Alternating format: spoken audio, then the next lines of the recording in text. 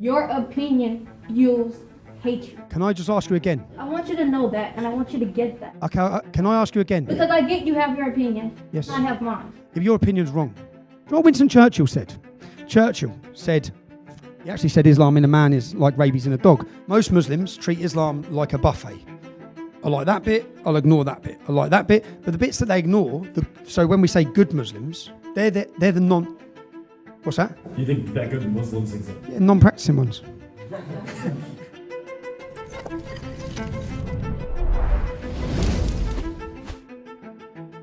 This is a presentation I gave to members of Congress about 3 weeks ago. Recently in Texas, you had a 95% vote back from the Republican primaries about banning Sharia. This is going to become such a discussion topic in the United States. It's going to become an election winner. So I want to start at the beginning and go through start to finish so that you understand what Islam is from start to finish. So I'd like to say good evening and thank you.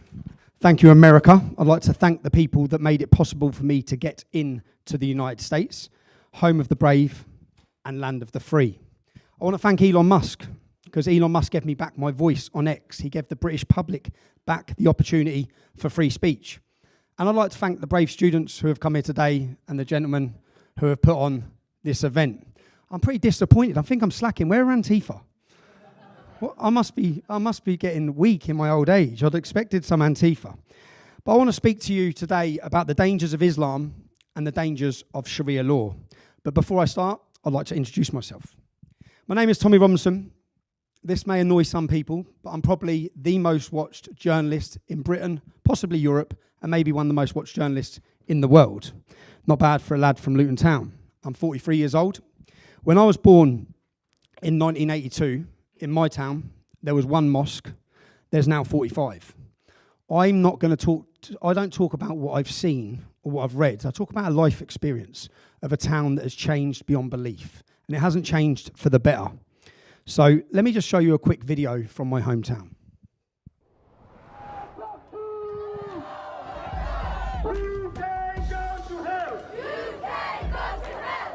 Police go to hell! British police go to hell! Takbir! La ilaha illallah! Dare speak to me like that. I wasn't sure. This is my hometown as well. All right, that stadium. No, I'm walking. Okay. Stop pointing. I am walking. No, I can do what I want. Okay, you can. That girl's just... I don't mind. Point away. Point away.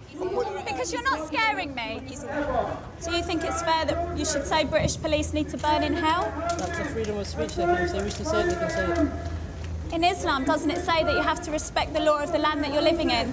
No. I thought it did. That's my hometown, the town I love, the town I've seen change.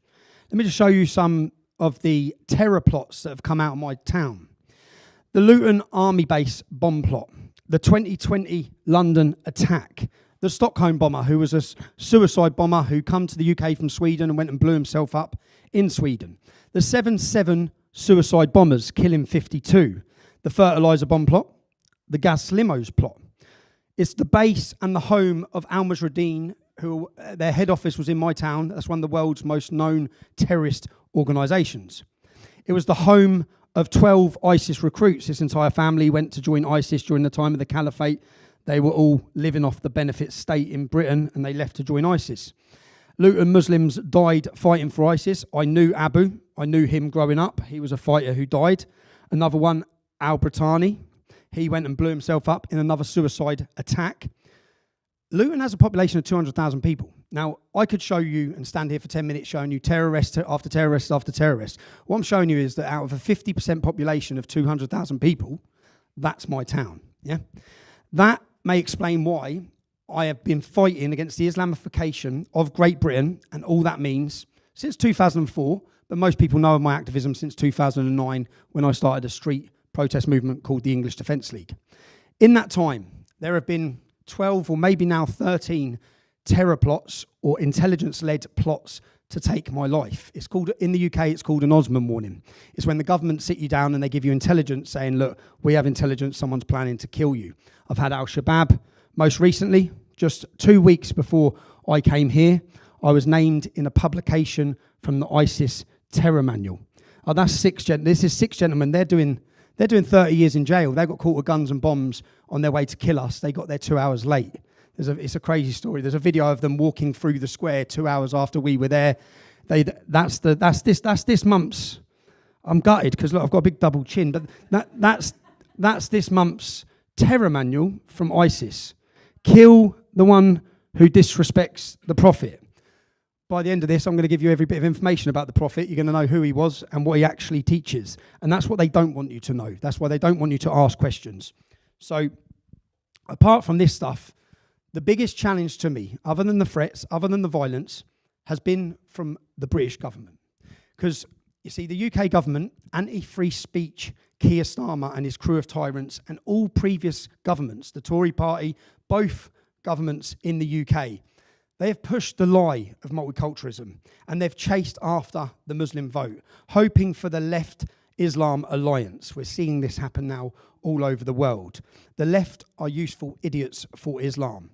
It's now reached a point where our leaders cower in fear, unwilling and unable to stop what is coming. Everything we hold dear, everything, liberty, equality under law, our democracy, and the very nation itself, everything is in peril. Now, the first thing I need to say is I'm going to speak about Islam, the doctrines, the ideology. I'm not going to talk about Muslims. Some people conflate the two, and they don't seem to be able to separate the two. If you hate every individual Muslim, it's a problem, because there's some wonderful Muslims. I've met some beautiful Muslims growing up. I'm not going to talk about Muslims. I'm going to talk about Islam. And it's our God-given right to talk about Islam. It's our God-given right to look at the teachings, to understand the teachings. We'll get onto why you need to know the teachings, because most of them talk about how you, as non-Muslims, should be taught. I don't hate Muslims, but I do despise the ideas contained within Islam. I want to cover 3 topics. Firstly, foundational ideas within Islam. It's critical for us to understand these. And many people watching this at home, many of my supporters, they already will know a lot of them. Then there's the strategies of Islam, the strategies that Islam adopts in order to gain its goals in Western countries. And finally, the ugly reality of Sharia. I will show you all how Islam, not Islamism, not extremist Islam, and not any other political Islam or any other word invented by Western politicians, but Islam is incompatible with Western civilization and democracy. Not just my view, but that's the view of every Muslim who truly follows the teachings of Islam. Now, foundational ideas. Before beginning a discussion about Islamic doctrine, it's important to define what is Islam. Failure to do this results in the usual accusations. I have a nice Muslim friend. Okay, Tommy, you don't understand anything about Islam. You're not a scholar. So we have to understand what is Islam. Of course, some people will straight away claim this is Islamophobia, another made-up word. But I'm sure all of you watching in this room and watching at home, you can decide on your idea of what I'm about to show you. Defining Islam protects us from being fooled by those who would have us believe Islam is a religion of peace. Do you know the term Islam is a religion of peace? Until George W. Bush said it after September 11th. It was never said. No Islamic leader, no religious leader will get on and prove your American leaders, your founding fathers, knew what Islam was. But it protects us from those who wish to tell us it's just a minority of Muslims who hold extreme views. When we talk about Muslims who hold extreme views, this is Pew Research, yeah? So we talk about Sharia law, and people talk about, the minority, and it's the minority. 99% of Muslims in Afghanistan want Sharia law. 91% in Iraq, 89% in Palestine, 84% in Pakistan, 71% in Nigeria. The majority of Muslims worldwide want Sharia law. That means that every 100 Afghanis you've brought into your country, which Joe Biden opened your borders up to hundreds of thousands, out of every 100, 99 of them want Sharia law. They don't get to the American border or the British border or Europe's border and say, do you know what, I'm going to leave all my views at home. They bring those views with them. It's part of their migration, part of the Islamization. And let's see how many of them believe in... I could do this for apostasy. I could look at all their views, but we simply don't have time for this presentation. Stoning as punishment for adultery, yeah? 89% of Pakistanis believe stoning's a sufficient punishment. 89, so every 100 you let in, 89 from Pakistan, which you've opened your borders to Pakistan, 50% of my town back home is Pakistani, 50%, yeah? Well, 89 out of every 100 think stoning a woman, digging a hole in the floor and smashing rocks at her is acceptable. 85% in Afghanistan, 55% in Bangladesh. You can see there, a majority think it's acceptable. A majority want Sharia law. But then for those who want to say it's a minority of Muslims, let me just see this. So I will ask you, everyone in the room, how many of you are normal Muslims? You're not extremists, you're not radical, just normal Sunni Muslims. Please raise your hands. Everybody, mashallah, subhanallah. Okay, take down your hands again. So it's not just these radical sheikhs then. Allahu Akbar. Next question. How many of you agree that the punishments described in the Quran and the Sunnah, whether it is death, whether it is stoning for adultery, whatever it is, if it is from Allah and His Messenger, that is the best punishment ever possible for humankind. And that is what we should apply in the world. Who agrees with that? Allahu Akbar. Are you all radical extremists? Subhanallah. So all of you are saying that you are common Muslims. Allahu Akbar. How many of you just go to these normal masajids in Norway, the normal Sunni mosques? Please raise your hands. Allahu Akbar. So what's the politicians gonna say now? What's the media gonna say now? That we're all extremists? We're all radicals? We need to deport all of us from this country? Subhanallah.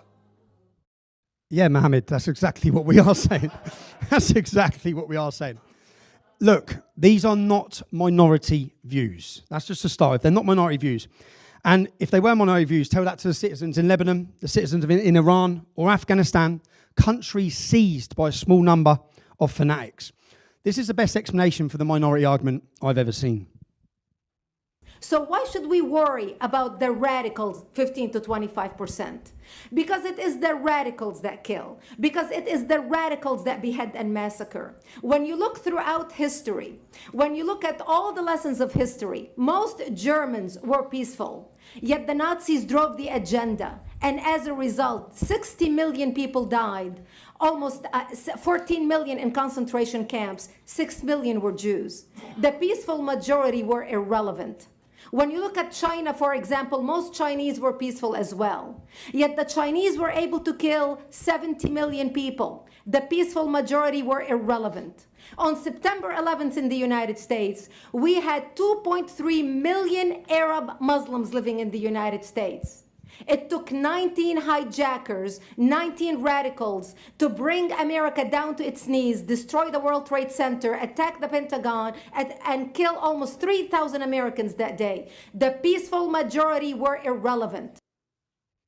The wonderful Bridget Gabriel there, yeah? It also, understanding start to finish, which this presentation will help you to do, it protects us from those who tell us Islam is just another harmless faith. A harmless faith that should be ignored, a bit like you do the Amish.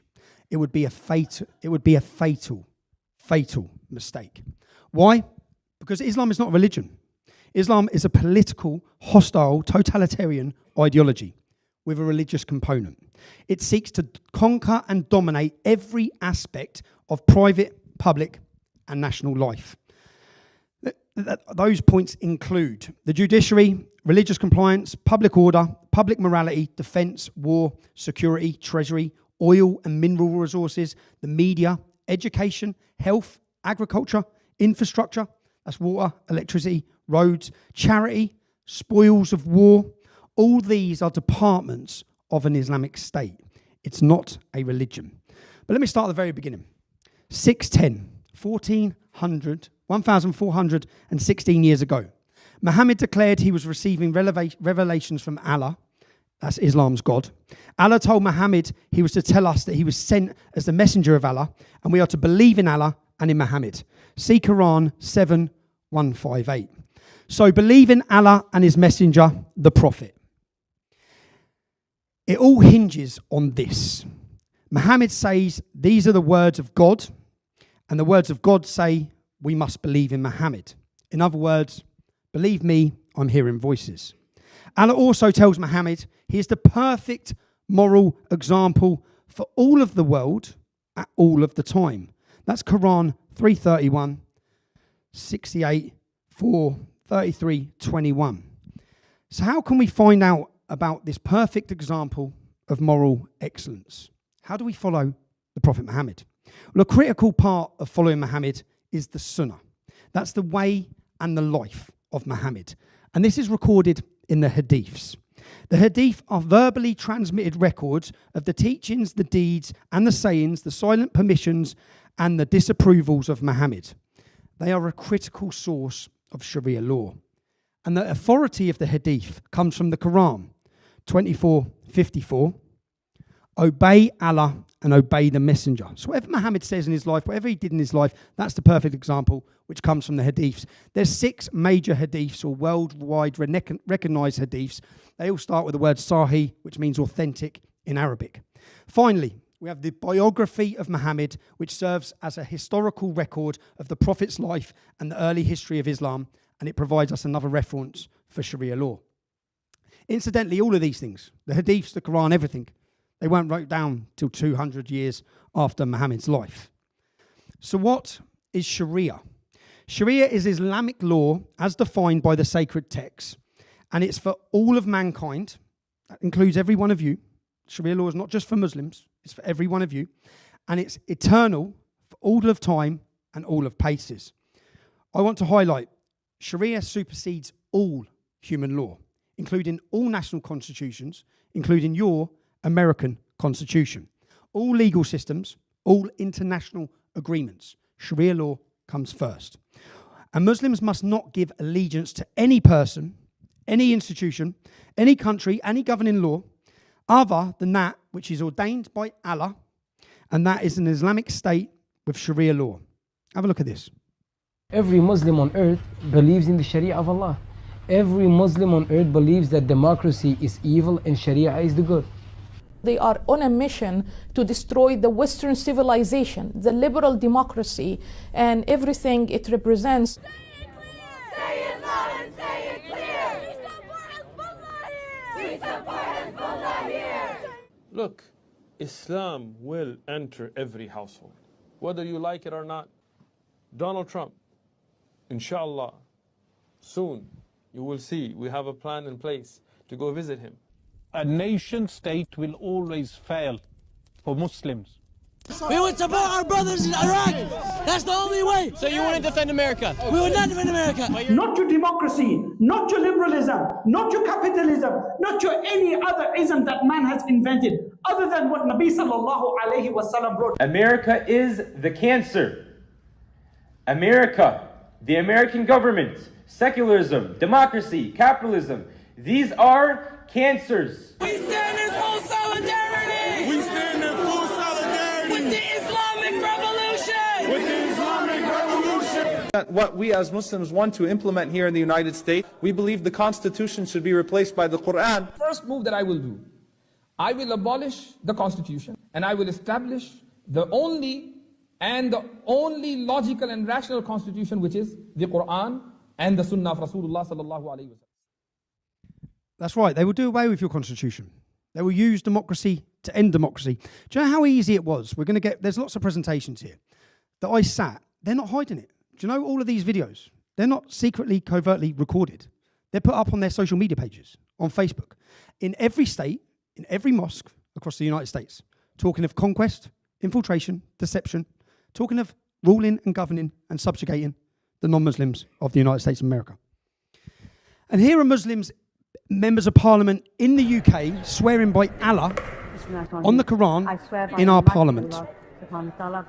This isn't just happening. So every MP, and we're going to understand why this is a problem when you hear what Islam is, you see what Sharia is, and you see the goals and intentions and the teachings of what Islam tells them they must do. I swear by Almighty God that I will be faithful and bear true allegiance to her. I swear by... Also, our council meetings now across the country are opened up with Islamic prayer, not Christian prayer. And this is coming to the United States. أعوذ That's all it بالله is. من الشيطان الرجيم. Thank you, Lord Mayor. First of all, thank you to the Chamber, to all members. This is the Islamic call to prayer. You think they're trolling us, wouldn't you? You think they're trolling us? With most of it, it's like, really? This is happening. It's happening in America. It's happening in New York, it's happening in Mandani, it's happening with your congressman. To give you another example of Islamic supremacy in Sharia. You had the Universal Declaration of Human Rights, which is all the world's countries coming together to sign the Declaration of Human Rights in 1990. Let's all agree we must protect human rights. Do you know what the Islamic countries done? They separated themselves from the rest of the world, 45 of them. And they created the Cairo Declaration. So they said, yeah, we'll sign up to human rights so long as all rights and freedoms are subject to Sharia and Islamic law. So don't be fooled by the nonsense of Islamic nations signing up to human rights, yeah? Because as long as they fall in line with Sharia law, there are no human rights in Sharia law, okay? Everything has to be governed by Sharia law. Now, conquering the world. Going forward, I will reference the sacred texts I've mentioned, videos from Islamic leaders, many of them American Muslim Islamic leaders, Islamic scholars, Islamic groups, and examples of Sharia in practice. Just for the record, for those at home, I am using the authoritative Hilali and Khan translation of the Quran. For those who don't say it's authentic, it's printed in Saudi Arabia, okay? Printed at the King Fahd printing complex in Medina. It's very important to understand as we start Islam's goal to conquer the world. Now, I know to those who know nothing about Islam, that may sound mad, okay? But it's not. Allah tells Muhammad, 8:39, fight the unbelievers until there is no more unbelief or fitna. That's disbelief, okay? Let's have a listen. Islam needs to grow within the borders of the United States of America, even more important than Canada, the United States of America. Help those who are fighting for your cause, Ya Allah. The ones who are fighting with military warfare. Today, we bring the favor back, turn their churches into masjids, turn your churches into mosques, their schools into Islamic schools. Bring the light of Islam to here. Yes, we need to market Islam. And we need to put scientific budgets on how to get the information about Islam out in the public. Once Islam is understood, Islam will be respected. And Islam will be followed. Our goal is to have a copy of this book in every home in America. 50 years from now, Muslims will become the #1 religious group compared to Christians. In 50 years, inshallah. Why is the other side not getting killed? Why are they not being decapitated? It will come. Don't worry. In fact, Islam is on a trajectory of the most incredible growth imaginable. It will continue as promised by Allah, and it will overtake the world as promised by Allah. Now, let's look at this Quranic verse, 2:216. Jihad, holy fighting, is ordained. It's obligatory for Muslims. That's what the Holy Book says, and here's what Muslim leaders have to say. As we're here living in the US, what is our role now? Let me just quote for you an ayah of the Quran, and I'm going to try to encapsulate it. Allah is saying, do not obey the disbelievers. Don't yield to them. And then He gives us the process of what to do next. وَجَاهِدْهُمْ بِهِ جِهَادًا كَبِيرًا. And so make jihad against them. We neglected the principle of support, which is al-jihadu fi sabilillah. And each one of us should be a soldier today. كُلُّكُمْ حَتْمًا سَيُقْتَلْ وَاللَّهِ الَّذِي لَا إِلَهَ إِلَّا هُ. All of them will be killed by Muslims. They all will be executed by Muslims. كلهم سيقتلون لأنه وعد إلهي ولا بد أن يقع. اللهم عليك باليهود والنصارى اللهم عليك باليهود وأعوانهم فإنهم لا يعجزونك. اللهم احصهم عددا. Kill them one by one. Oh Allah. So he's praying in an American mosque in front of his congregation to kill all of us. Yeah? We no longer have knowledge of how the Prophet Muhammad ﷺ was a warrior. And this is really a consequence of post 9/11 dawah, where the Muslims have decided they were too scared, say we don't want to speak about the fighting aspects of Islam. And I only hope that Allah will bless me to see the day that I get to listen to the last gasping breath of them hanging from the rope that Allah gave them to hang themselves. What is your duty as a member of the Ummah now that you are also an American? It is our physical jihad duty to fight the entire earth until we enter it into the Ummah. So you saw the Quranic verse there, jihad. It's ordained, it's obligatory for you. Fighting is mandatory for every single Muslim, whether they like it or not. Now, some may ignore these verses, but this is the teachings of Islam. And I want you to know there's different commentaries. So you have different commentators on the Quran, and they take a verse like that, and they all give their expert opinion on the translation and what it actually means. And I want you to know that all commentaries, all of them, from Abbas to Kathir to Jalilin to Qawashi, they all agree that that's what this means, yeah? Let's have a look at Quran 860. And make ready against them all you can of power, including steeds of war. So modern commentators will say tanks, planes, missiles, artillery, to threaten the enemy of Allah. 9:29, another Quranic verse. Fight against those who believe not in Allah. That's you lot, yeah, it's all of us. Until they pay the jizya with willing submission and feel themselves subdued. That's right.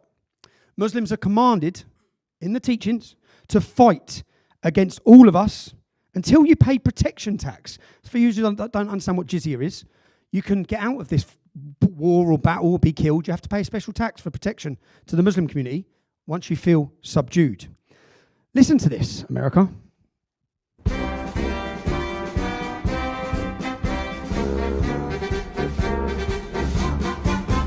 From the halls of Montezuma to the shores of Tripoli, we fight our country's battles in the air, on land and sea. First to fight for... Do you recognise that hymn? That's the hymn of the American Royal Marines. It commemorates the US Marines' role in the First Barbary War, specifically the 1805 assault on the city of Derna in Tripoli, which is modern-day Libya, where they raised the United States flag for the first time ever on foreign soil. Your founding father, your third president, President Thomas Jefferson, he worked out back then what was going on with Islam. You see, he wrote, every time American ships were sailing, they were being attacked by Islamic pirates, yeah? And he wrote to try and understand. So he wrote to Tripoli, and this is in his writing, yeah? He wrote to say, why are they attacking us? We're not at war with these people. What is going on? Why do they keep attacking American ships? And he was told, the Quran made it clear that non-Muslims who didn't acknowledge Islamic authority were sinners, and war and enslavement was permitted. Let's read what he said. We took the liberty to make some inquiries concerning the ground of their pretensions to make war upon nations who had done them no injury. The ambassador answered that it was founded on the laws of their prophet and it was written in the Quran. Now, back then you could speak honestly. We didn't have to listen to this nonsense about interpretation or Islamic groups or extremist this, extremist that. Jefferson understood it. Do you know what else Jefferson actually said? He said that this was the first battle of the United States of America. And if we don't keep our eye on this idea, that's Islam, it may end up being our last. Okay? He knew what was happening all the way back then. Do you know what Winston Churchill said? Churchill said, he actually said Islam in a man is like rabies in a dog, but he also made the point of saying that individual Muslims show amazing traits, but Islam has the power to bring Europe back to the Dark Ages. Sir William Gladstone held the Quran above his head in British Parliament, and he said, there will never be peace on this earth so long as we have this book. This book is a violent and cursed book. Okay? Previous war leaders, your religious leaders, your clergy leaders, they all understood. They all spoke openly and spoke honestly. And let me show you what a leading 20th century Islamic scholar, Maududi. Now, Maududi is a lead scholar recognized throughout the world. Again, this isn't Tommy Robinson's opinion. Yeah? These are the opinions of the Islamic scholars who are leading theologians across the world on Islam. Fight with those people who have become your enemies because you are trying to reform the way of life in accordance with Islam. But when they had established a tiny state at Medina, they were, for the first time, allowed to go to war against those who were opposing this reformative movement with force. Now, do you think Are Muslims in America, this is Epic City next, yeah? This is Epic City in Texas. Are Muslims in America trying to establish a tiny state in Texas and reform the way of life in accordance with Islam? No, the instruction there by the lead Islamic scholar in the world is to fight people who are defined as their enemies because they are resistant to the social reforms Islam brings. That is, they don't accept Islam. Why fight us? Well, look at Quran 2191. And kill them wherever you find them and turn them out from where they have turned you out. Disbelief is worse than killing. So that's right. Your unbelief in Islam, all of our unbelief in Islam, is worse than the killing and murdering that they are ordered to do. But don't worry again, 3 out of the 6 hadiths, the sacred texts of Islam, they give us all a way out of this. They tell us that you can save your own life and your property by converting to Islam. Yeah? That's the way out.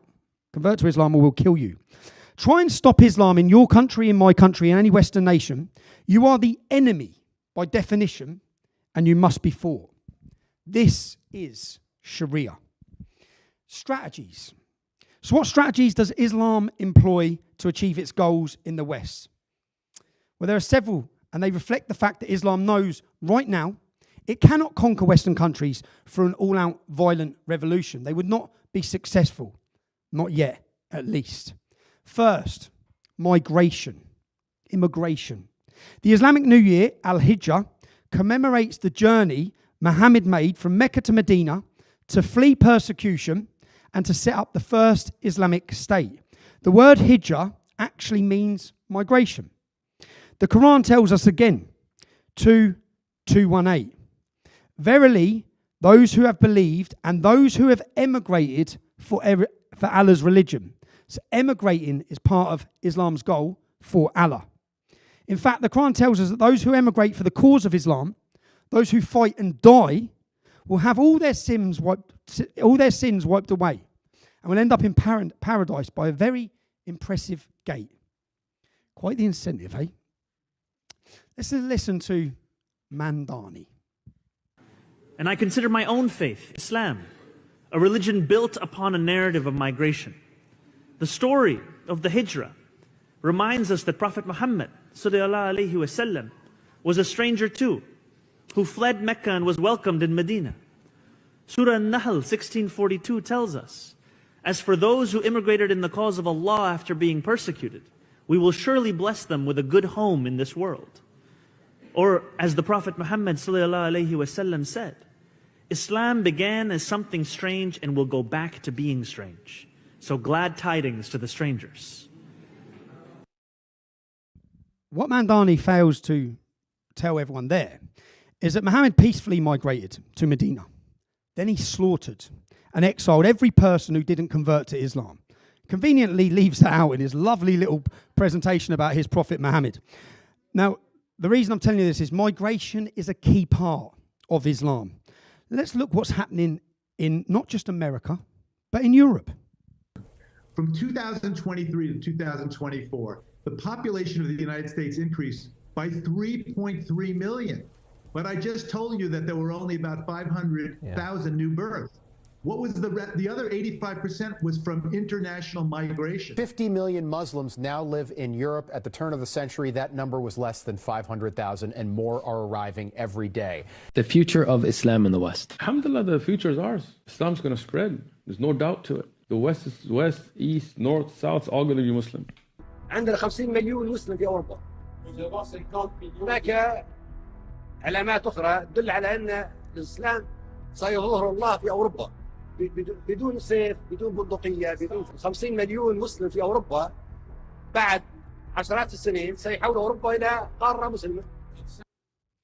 That was Colonel Gaddafi predicting that, in fact, saying the biggest weapon the Muslims have is the womb, and that he sees that they will take over Europe in a few decades without raising a sword. I think it looks like they're headed on that pathway. The next strategy of Islam is procreation, birth. And when they get to where they're going through their Islamic conquest and their Islamic migration, they will outbreed the indigenous population. New data released by the CDC shows the number of children women are having has decreased for a second year in a row. Why does Germany have this ultra-low birth rate? Germany is really not unusual for countries in Europe unless they have an ideology, a belief, a religion that informs them that having children is the most important thing and they prioritize it. Then whether it's Japan or China or Macedonia or Britain or Germany, the fertility rate goes low. So eventually, we are the one who will be in control of things, or we have the final say. But we need to really realize this. Why? Because simply we are greater number, and after just the way we have children, just few years from now, we're going to be all over. Okay, so would you like to see Sharia law in Canada replace Canadian law? At some point it will, because we have families, we are making babies. You're not. Your population is going down the slump, right? Yeah.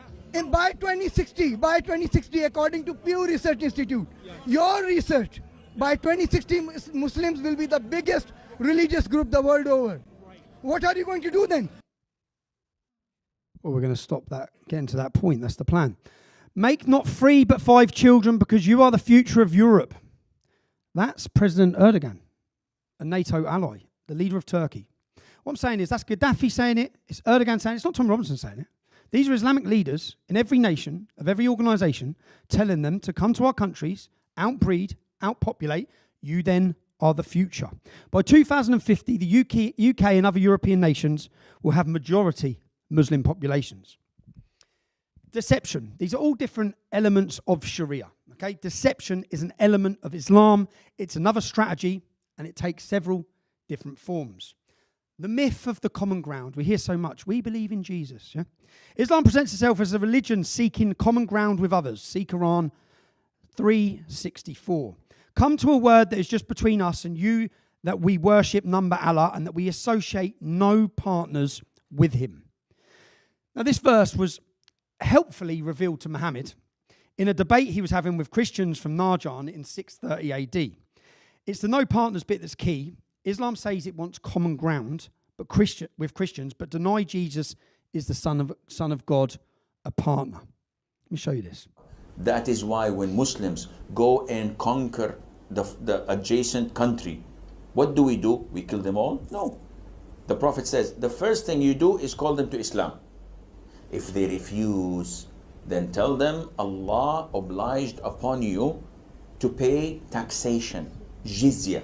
So we take jizya, and in return, when enemy comes and attack your country, you don't fight. We Muslims protect you. And you enjoy sitting in your homes and in your country and live your life normally. But the ruling is for Sharia. If they refuse, then we have to fight. And if we fight you, then we capture you, you become our slaves, and we take your land, and you take because you refuse, I give you 2 good options. This is the strength of Islam. In the coming 40, 50 years, when the Muslims become strong, as they're supposed to be, and they are focused and Islamically oriented. He gave you 2 good options, didn't he? I mean, come on, what's wrong with you? You could have just been our slaves. Now we've got to kill you. In the case of the Christians at the time of Muhammad in Najran, they wouldn't convert to Islam, but a treaty was signed, and they guaranteed the Christian security for their lives and their religion, their property, providing they paid that special tax, the jizya. It's a bit like when Barack Obama got in power and he went and gave Iran £1.7 billion in cash. I guess that was a form of jizya. That was a form of jizya. We'll pay you, you just crack on, okay? Don't develop nuclear weapons, we'll give you £1.7 billion in cash. We believe in Jesus. How many of you heard Muslims say that?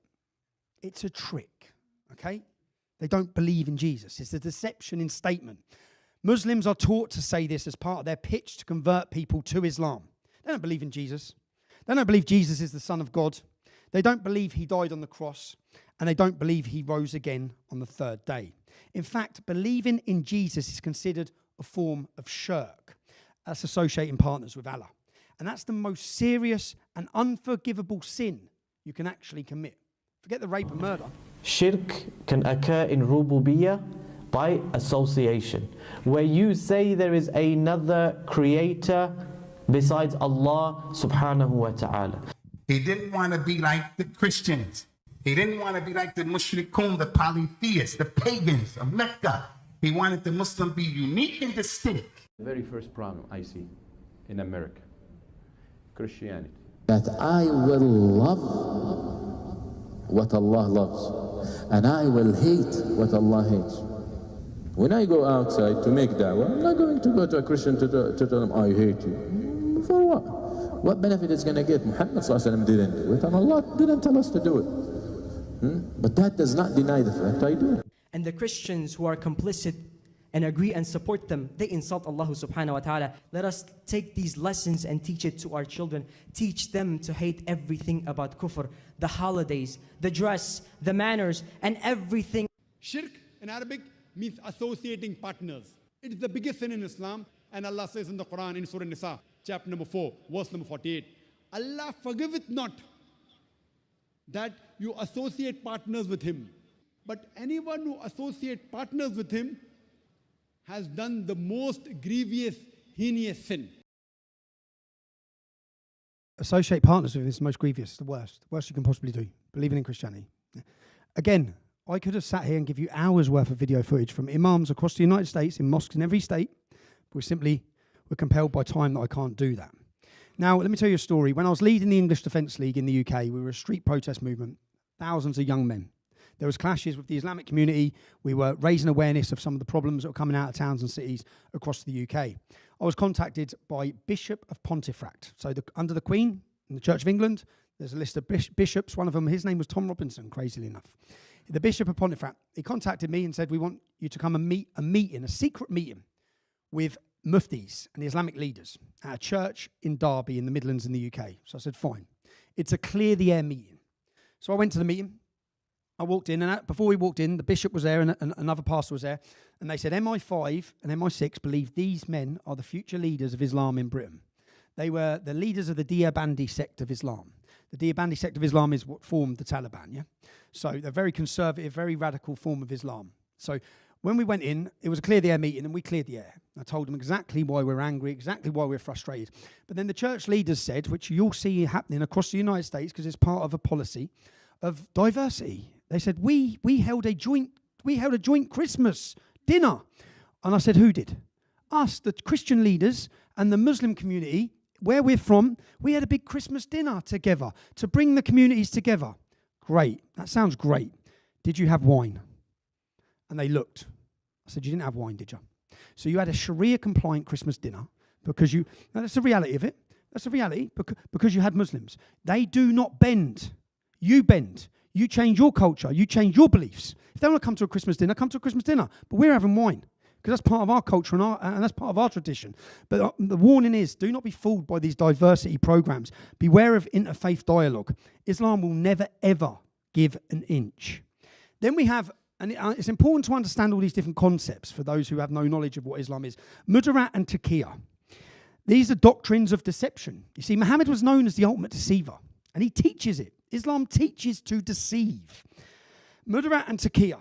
Mudarat allows Muslims, when in a minority in a non-Muslim country and society, Britain, America, to be outwardly compliant with local laws and values while internally maintaining something very different.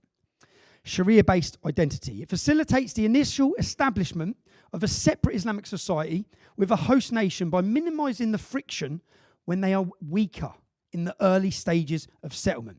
It supports eventually transforming the host society into a Sharia-compliant one. It's what Muhammad did when he left Medina. It's what Muhammad did.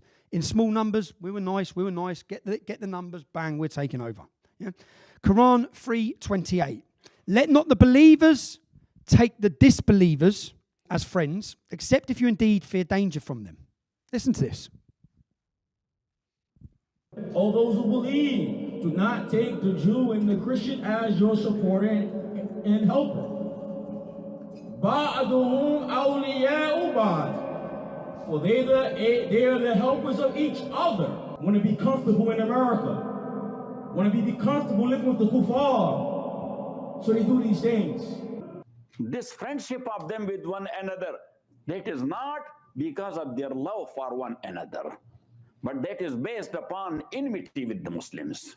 And whosoever will establish a walayat with them, such like friendship, which goes against Islam and Muslims. If that friendship of you is going against the believers, so then that is not allowed.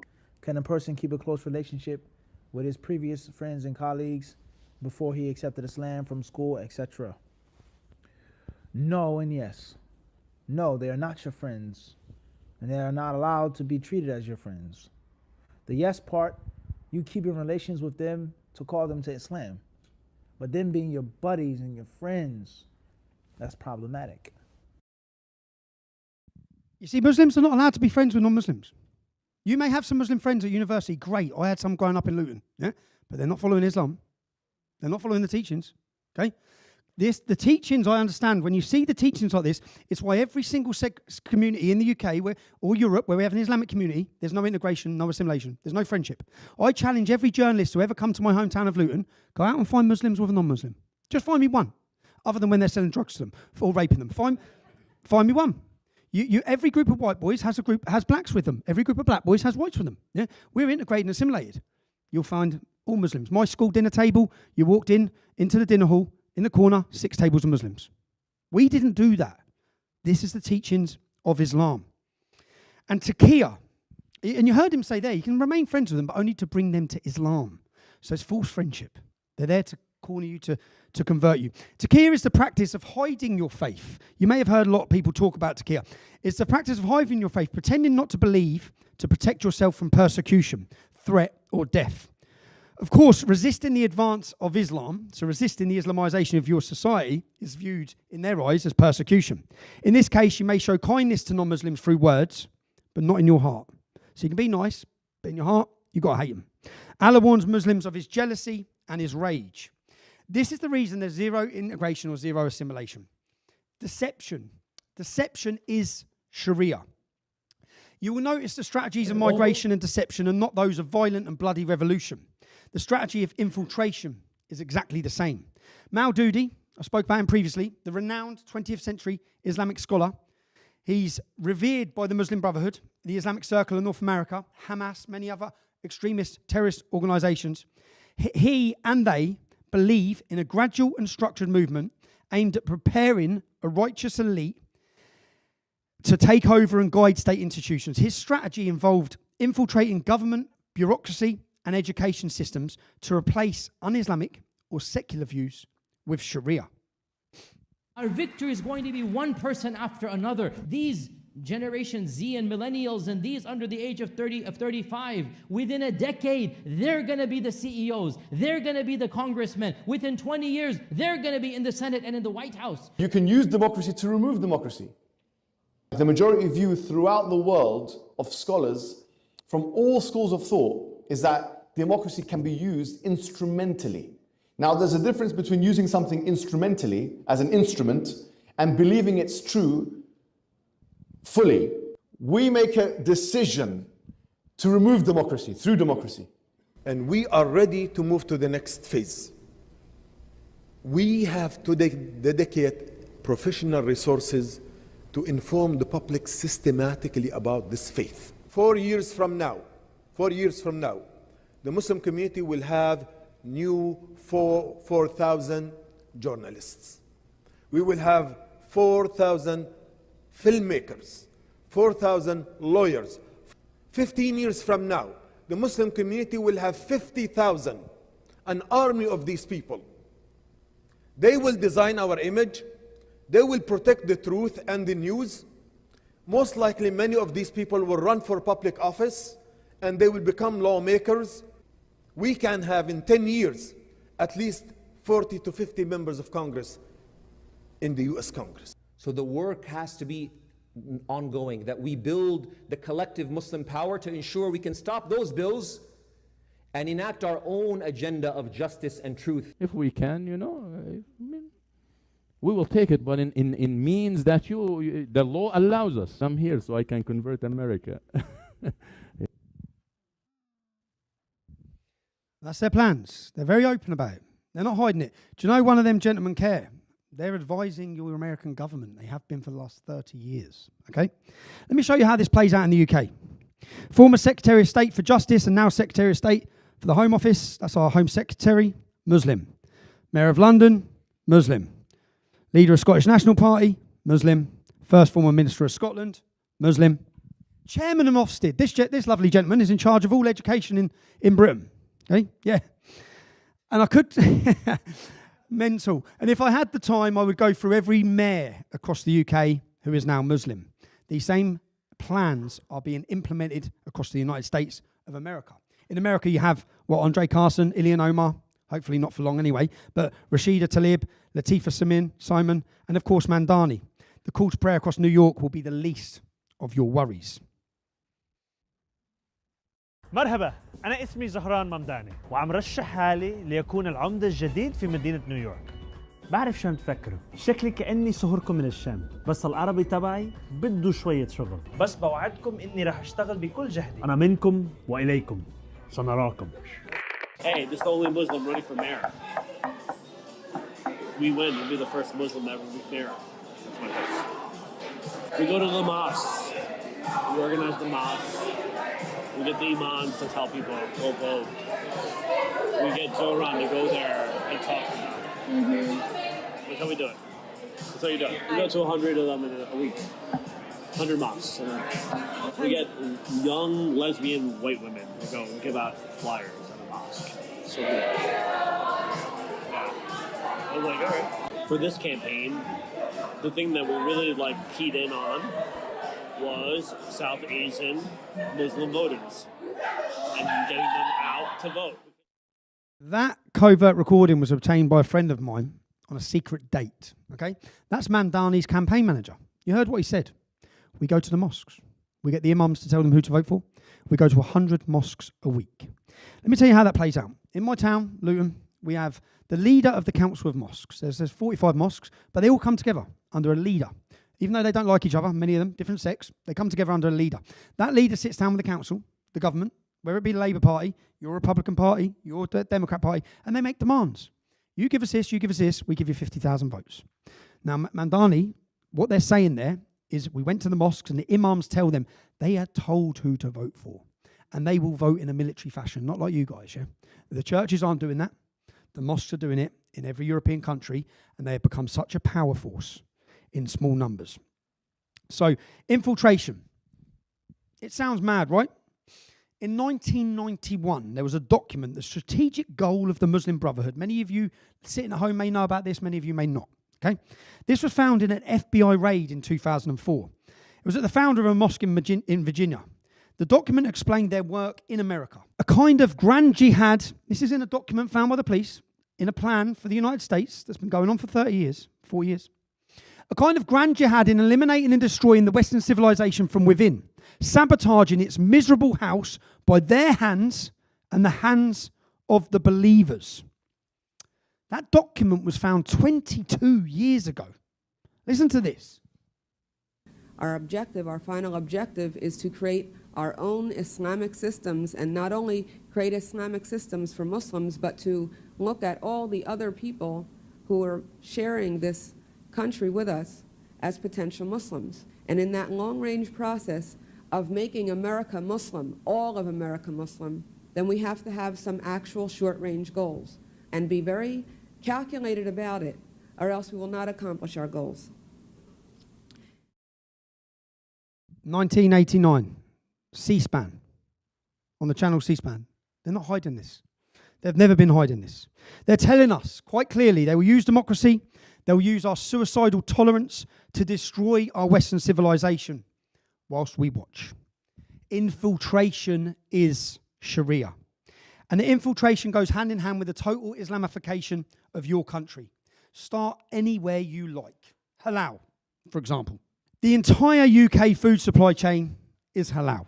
The UK has a 6% Muslim population, yet 30% of the abattoirs in the UK are halal. 70% of the lamb sold in the United Kingdom is halal, from a 6% population. Whether you want to eat ritually slaughtered meat or not, in the name of Allah, whether you want to or not, schools, hospitals, supermarkets, Nando's, Subway, KFC, Domino's, all halal. For me to eat in my town centre, I have no choice. It's halal. I was surprised when I recently visited Dallas in Texas to find that exactly the same is already happening there in Texas. That's the thing about Islam. It's not that they want freedom to live their way. They require you to live their way. And they'll slowly Islamify everything. Education. We're in a centre of education now. Billions of dollars of foreign investment. Remember, the UK head of education standards is this wonderful gentleman. From the age of 6, every child in the United Kingdom, as part of national curriculum, every child has to visit a mosque. What's that look like?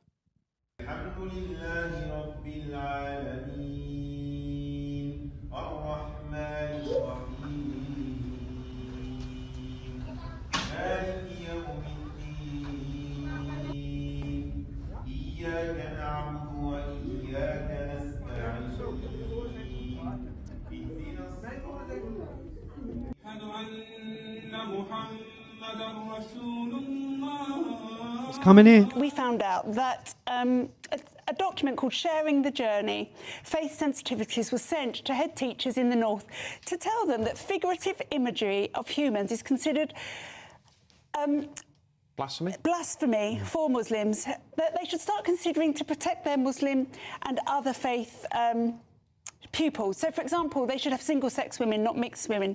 But they should also not give children roles in nativity plays that might make them feel uncomfortable. And they shouldn't, in lessons, use drawings of Jesus, because Jesus was actually a prophet for Islam, and that might upset everybody. That's right. And this is happening, this is coming to the United States, okay? But this is national curriculum in the UK. This is every single school child. They're taken to mosques in the name of diversity and understanding.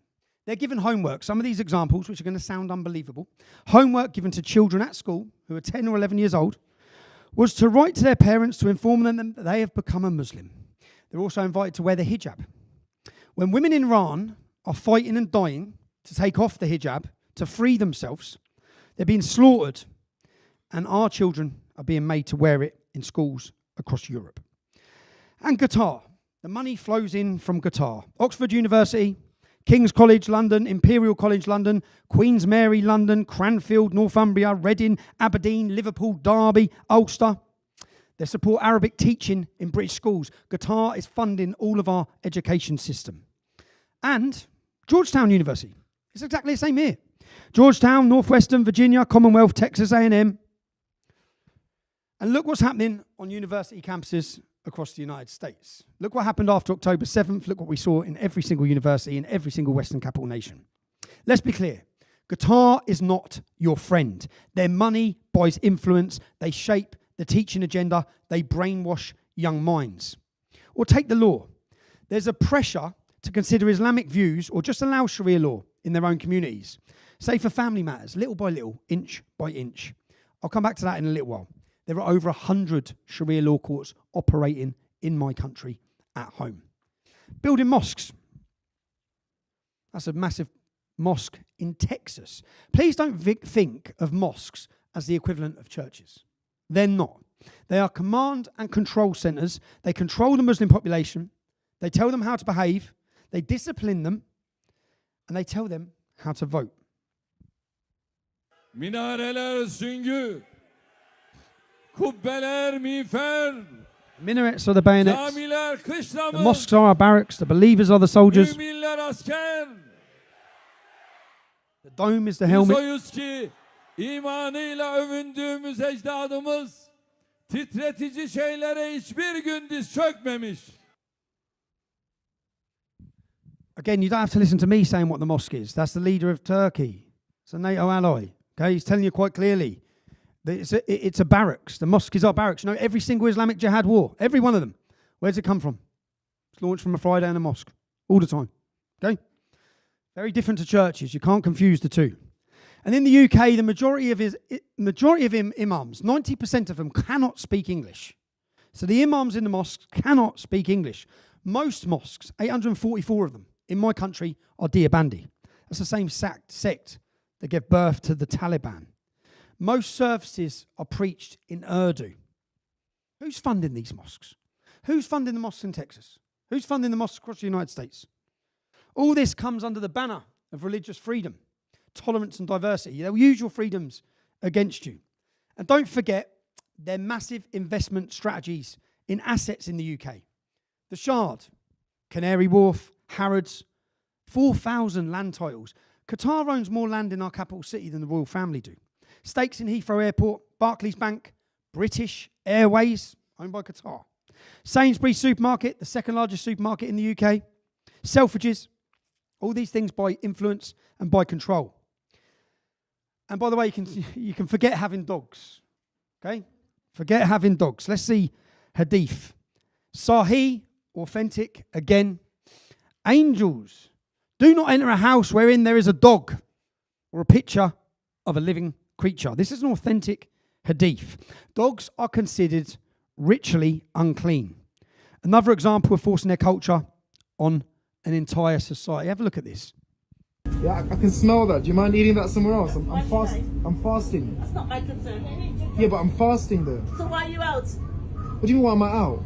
If you're fasting, you should be indoors. Yeah, but I'm eating my lunch and you come and disturb me. Yeah, What for? yeah, but I can smell it. زبارة يوضع أكسس والله جو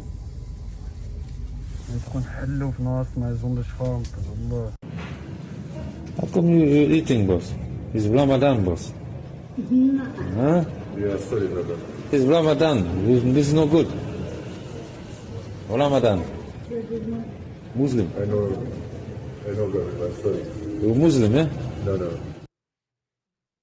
Now, I could show you video after video after video. I'm trying to get you to understand that when it becomes a dominant Islamic community, you don't need the imams handing down the punishment for Sharia, because it will be handed down and confronted by the followers who want Sharia.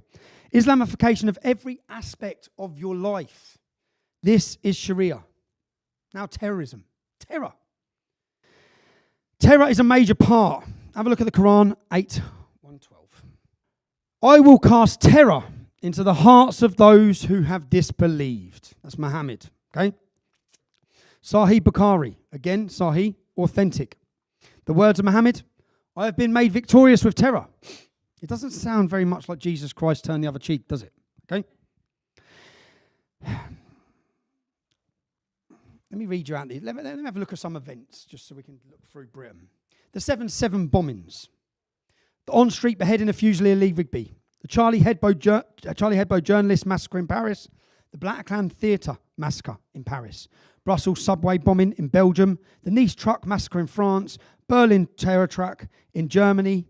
Attack in Parliament in London. The Ariana Grande concert, where 26 children were blown to pieces in Manchester. The London Underground bombing, 52 murdered. The London Bridge and Borough Market massacre. The Southport massacre. The throat cutting of Father Jacques Hamel in his church in France. The beheaded school teacher, Samuel Paty, who was beheaded for blasphemy whilst teaching children in a school in France. These are just a few attacks that make the news, but the mayhem and the murder are daily events. In spite of all of this, all of these attacks in my home country, all of the terrorism, all of the jihad, since the time of Winston Churchill, not one single member of parliament has mentioned, we have 650 members of parliament, not one has mentioned Islam. Not one has demanded an inquiry into Islam. Not one has had the discussion of Sharia. Not one. Not one with all of this evidence. That's the level of fear that is implemented. That's the level of self-censorship. Jihad and Sharia are being waged against us whilst everyone remains silent. In the UK, 91% of the people on a terror watch list follow Islam. That's 40,000 Muslims. 40,000 British Muslims are on a terror watch list. Now, 3,000 of them are monitored 24 hours a day, 7 days a week. That costs £9 billion a year. It's just a numbers game. If we double the Muslim population, we'll have 80,000. We only have 70,000 members of our armed forces. Okay? Now, they make up 6% of the population, but 91% of the terrorists are on a watch list. In the past 25 years, 94% of all terror murders in the UK have been committed by Islamist terrorists, who also make up 75% of counter-terrorism caseloads. So does the Home Secretary share my concern that the PREVENT caseload is only 10% Islamist in nature? And if she does share my concern, What does she propose to do about that? A politician having this conversation just 2 years ago was unthinkable. As I said, 30 years we've had jihad and terrorism. Nothing. There's been a cultural revolution brewing in Britain. Something huge is happening. We can get onto this in the Q&A. But these questions are now being asked. Now, the point he makes, if 91% of terrorism is Islamic, how come 10%, only 10%, of Prevent Load? Prevent is an organisation set up by the government to prevent people being drawn into extremism and terrorism. It's a terrorism organisation, yeah? Let me tell you a story of about a young 16-year-old boy who went to Speaker's Corner. I know the boy. His name's Harry. He went to Speaker's Corner in London. Speaker's Corner, you have your constitution, so you all have free speech. We don't, okay? But we have one area of London where you're meant to have free speech. It's called Speaker's Corner. Now, he went there, and his words were, Islam is violent. For that, at his house, counter-terrorism, Prevent, this organisation, went knocking at his door.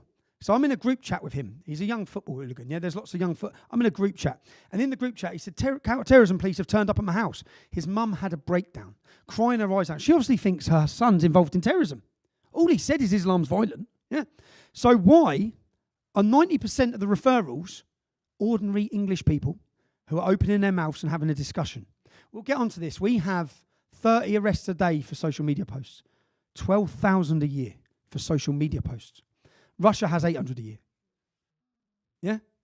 Social media posts. And that's coming here as well, because I've seen some videos of police knocking on doors about this as well. But why, according to the UK government, the people who... Do you know, when I sat down with members of Congress, I've gone through all their messages. Every single one of them would have been on a counter-terrorism, prevent, rethinking, re-education programme in Great Britain for their tweets. 100% with what they've said. Now, what does that do when that 16-year-old boy and everyone he knows, counter-terrorism police have knocked at his door? It installs fear across the country. No one wants counter-terrorism police knocking at their door. No one wants them turning up at your work, do you? Because you've said something like Islam's violent. Well, they're terrified of Islam and what will kick off, because they should be addressing, we've just found out today in a report today that Axel Rudakabana, the man who stabbed 3 children to death, he had an Al-Qaeda manual under his pillow. He had rice in. We were told it wasn't terrorism. We were told it had nothing to do with Islam. And it took 3 months. They knew the truth. Riots happened in Great Britain because of the anger and frustration, because we knew they were lying. And we now find out, which we knew anyway, was that they should have dealt with him, could have dealt with him, but they scared to deal with him because they didn't want to be labelled as racist. They knew he was a violent threat to people, but they didn't deal with him because they didn't want to be branded racist. Of course, much closer to home in the United States, you've had the unspeakable horror of 9/11. You've had the Boston Marathon bombing, the San Bernardino attack, the Orlando, Florida nightclub massacre, the New York and New Jersey bombings, the Ohio State University attack, the New York City truck attack, the stabbing of Salman Rushdie, the New Orleans truck attack. Recently, you had 4 successful terrorist attacks in 2 weeks. 4. You have a 1% Muslim population. It's a numbers game. If you had a 10% Muslim population, you'd probably have 40 attacks. That's the reality. I could go on. And there will be many more attacks on your soil. What do we do? What are we meant to do? What do they tell us to do? Light a candle? Hold a vigil? Carry on without addressing or discussing this problem? The problem is part of Islamic doctrines. My dear Muslim brothers and sisters, terrorism is part and parcel of Islam. To terrify the enemies of Allah, we should prepare ourselves. We're commanded to terrorize the disbelievers. And this is a religion, like I said. Commanded to terrorize the disbelievers. The Quran says very clearly in the Arabic language, Turhibuna. This means terrorize them. It's a command from Allah. Community leaders have been speaking to the police as well because... Free Palestine! Free Palestine! Right, I think, apologies for the language you're hearing, but a sense of the anger, I think you can hear there. Yeah, Katie, I think Becky, I apologise. We need to leave you there, and Becky will have security. Hide the reality from the public.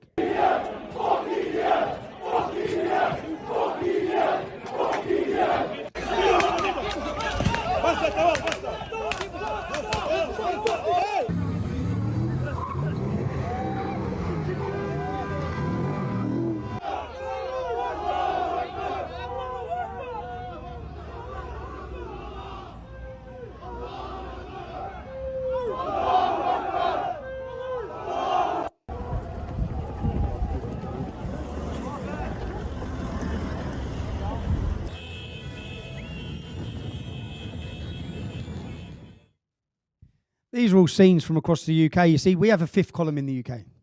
Once their numbers are large enough, once the Muslims realise the state is frightened of them, which it is, it's too late. The police don't act. They can't act.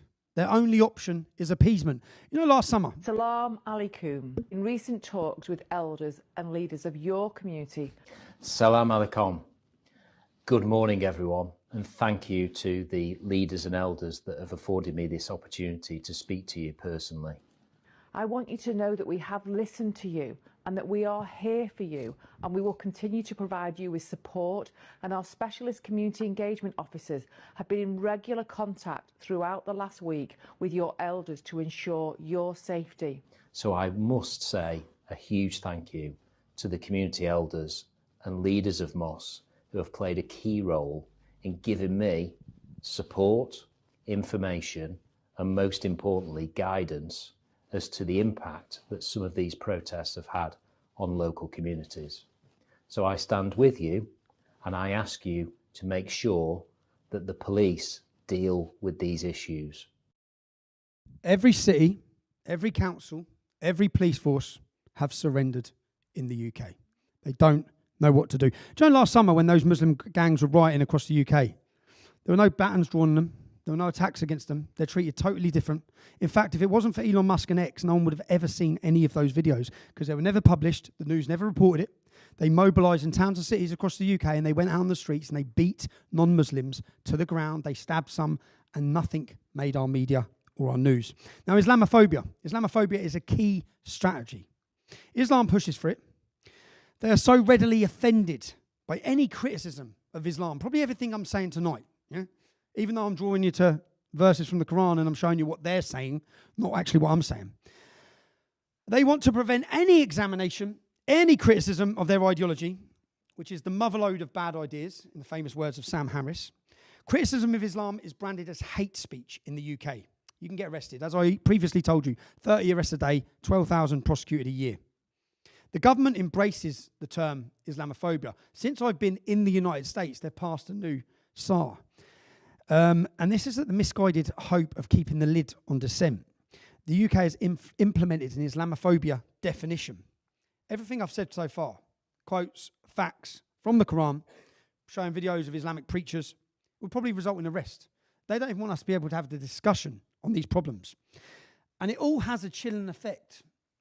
It creates a spiral of silence. People see the consequences of speaking out, like I told you earlier about the 16-year-old boy at Speaker's Corner. People see what happened to him. Crushing dissent does not bring peace. It does the total opposite. It fuels anger in people who are not being heard. The majority of us whose lives are being destroyed. Many of you will know the same effect is already here. It's a genuine fear. Fear of being ridiculed, fear of being cancelled, and increasingly in the UK, fear of losing your job. Or being arrested, prosecuted in prison. Maybe for some students, fear of losing your position in the university for speaking openly and freely. Your intelligence agencies in the United States, see, because speech is everything and words matter. Let me just show you this. The CIA, the NSA, FBI, the DHS, the Department of Justice. Internal docs show entire intelligence community warned to avoid problematic phrases on Islamic terrorism. So, Islamic organisations, extremist ones, who you saw some of them speaking earlier, have been lobbying your security services when Barack Obama was in, and they were successful in having the word jihad removed, Islamic terrorism, okay? Certain phrases, Islamic extremists, they don't want to hurt Muslims' feelings. You're not going to be able to deal with the problem if you can't even talk about the problem. It started with Obama, and then Biden doubled down. So let's just say it how it is. Islamic extremists have been advising the United States government on how they can talk about Islamic extremists. You're not even allowed to use certain language now or you'll counter terrorism legislation. And when they say you, or I, or any of us, are Islamophobic, 64% of the Quran talks about us. We need an opinion on it. We need to understand it. It talks about how we should be fought against. It talks about how we should be subdued. How women, including our women, should be treated. Of course, we're going to have an opinion on their instruction manual that tells them how to conquer and subdue us. It's intimidation, the silencing, and it has horrific consequences. Islamic gangs raped their way through my country for 40 years.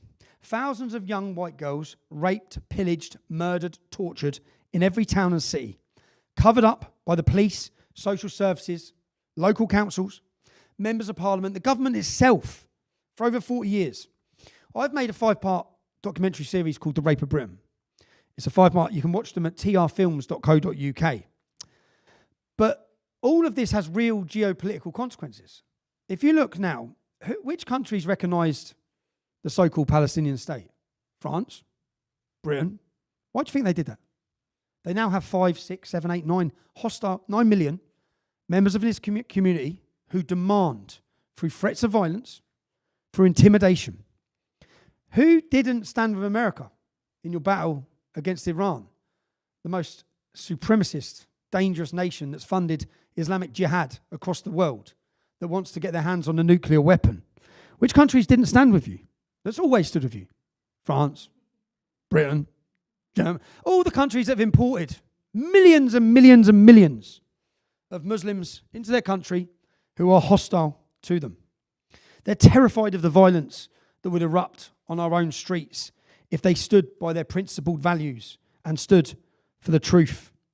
We have imported a 5th column, more men than the police and the army put together, organised, trained and ready.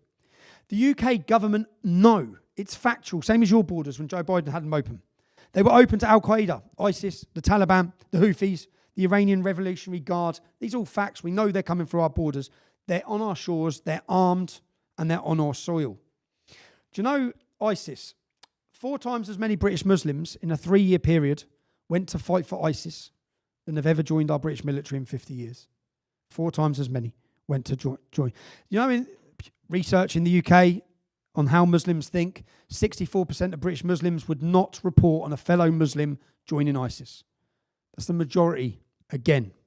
Every Western nation needs to recognise we're at war and take these enemy combatants out. Intimidation. Intimidation is Sharia, and Western civilization is at stake. Elements of Sharia. So let's now turn to the specifics of Sharia or Islamic law, because to implement Sharia is to establish Islam in the nation. It's happened in the UK. All the strategies mentioned, every one of them I've gone through, they're deployed in Britain. There's over 100 Sharia law courts or councils in the UK right now dispensing Sharia or Islamic justice. Now, the all-party parliamentary group, they've done a report and a commission by the Home Secretary in 2018, so 8 years ago.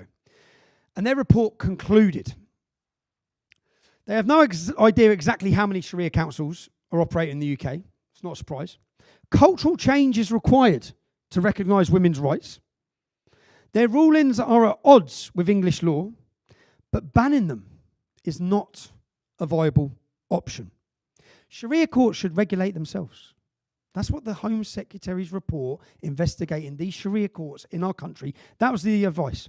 By the way, the panel of this group that investigated the Sharia courts, well, there's a Muslim theologian. 2 of the 4-person panel members, including the chair, were Muslims, and the named advisors to the panel were both Muslims. Genius.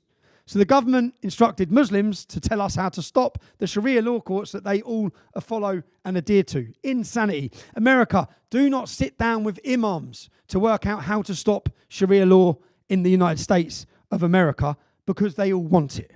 And in the UK, those Sharia law courts, they're still operating. Because under Islam, there can be no man-made law. There is only Sharia. I'm now going to briefly touch the 9 manifestations of Sharia that demonstrate it's completely incompatible with your current laws, your freedoms, your equality under law, democracy, and the nation state of America. I want to be fair. Sahih Muslim, one of the authentic hadiths, let's see. It is not permissible to take the life of a Muslim. Okay, sounds good. Except in one of 3 cases. The married adulterer, a life for a life, a revenge for a murder, and the deserter of his din, the deserter of Islam. That means if he changed his mind, by the way, yeah? So then you can kill him, okay? Islam is clear about killing other Muslims. You mustn't do it unless they leave Islam. or they're married and have sex outside the marriage, or revenge for murder. If you're not married and have sex, as part of Islam puts it, illegal sexual intercourse, you just get 100 lashes. I guess that's fair. Where are the feminists?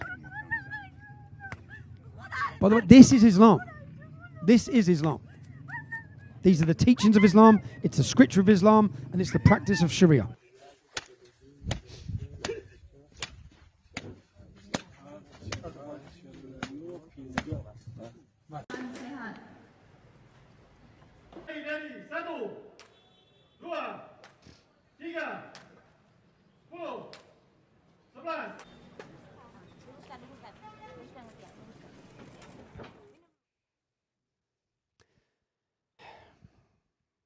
If you're married, it's stoning to death. Listen to this. Her that she is punished and she is stoned to death. And according to the Sharia again, when it comes to women, there must be a hole dug in the earth, in the ground, and she must be covered up to the half of the body, so that her satar does not appear. Very detailed explanation in how far she has to be buried. That's a mosque in my country. That's the imam, a mosque that has a Sharia court in Birmingham, our second city in the UK, that all of our politicians visit and celebrate and have their photos taken for diversity. They're teaching that right now. And they're teaching it in mosques across the United States of America. Stoning for infidelity, it's Sharia. 40% of British Muslims in the UK want Sharia. That's 2 million people that need to leave our country. Child marriage. Child marriage is a key issue. In chapter 65 of the Quran, that's the rules from Allah on divorce, and I'm going to say this slowly for you all. Verse 4 details how long you have to wait before marrying a divorced child who is so young they haven't started their periods. So they've been married, and then they've got divorced before they've even started puberty. Something's gone wrong in that marriage before they've even started. Let's look at the Quran 65:4. And for those who have no courses, periods, and they are still immature, their iddah, that's their prescribed waiting period, is 3 months. That is Allah, Muhammad, telling Muslims how long they have to wait before they remarry a child that hasn't yet started their puberty. Of course, child marriage had to be allowed by Allah because the authoritative hadith, the Sahih, the authentic hadiths collections record numerous times that the Prophet Muhammad married her when she was 6 years old, and he consummated that marriage when she was 9 years old. So Muhammad married Aisha at 6. Again, not Tommy Robinson's opinion. This is authentic Islamic scripture. It's authentic. It's what they believe. And then he raped her when she was 9. Sahih Bukhari and Sahih Muslim both translate that. Remember, he's the perfect example for all of mankind at all of time. Listen to this. Okay, so what's the proper counter-argument to these people who want to accuse the Prophet ﷺ of some kind of misbehavior because of his marriage to Aisha, and they want to compare it to now? Okay. So there are a number of responses to this. Number one, Aisha anha was matured. She was physically mature at age 9. And that's very different than people who want to molest little kids in the closet. Okay? That's not the same as marrying someone who is physically mature. This is a myth. Again, an image that's, a 9-year-old is like a little toddler. No, a 9-year-old who has gone through puberty is not a toddler. And you can go to the public schools and they're sexually active. An investigation by ITV has uncovered disturbing evidence that forced marriages for underage girls are being sanctioned by the leaders of some of Britain's mosques. Investigators from the Exposure programme found that out of 56 mosques they contacted, 18 would conduct a ceremony involving a 14-year-old girl. She's 14. Sharia ne taur te, alhamdulillah, she's legal to get married. There's nothing against that. We're doing it because it's okay through Islam. Covered up, Parwana whimpers as her mother holds her. "This is your bride, please take care of her," says Parwana's father. "Of course I will take care of her," replies the man. His large hands grab her small frame. This is happening in Britain. This is happening in America. Do not be deterred or fearful of speaking about this through accusations. Tommy Robinson's a racist. I saw on the banners outside here. I don't care. Call me what you want. Yeah, this is wrong, and it's happening, and it's growing, and it's going to continue to grow, and it must be challenged. In fact, there is no minimum age in Islam for marriage. Every major Islamic school of thought agrees with me on that. Yeah. You saw 40% of mosques in the UK will marry children who have not even met adult men with children. And his words in that undercover recording, British law, no, this is not allowed in British law, but we don't care about British law. Sharia. We care about Sharia. Child marriage is Sharia. Beyond sex and child marriage, what does Islam and Sharia, what else does it have to offer? Women's rights. There's a lot to say here. Muslims will tell you men and women are equal but different, which doesn't sound unreasonable, does it? Sounds quite fair. But let's have a look at what the sacred texts say. Quran 4:3.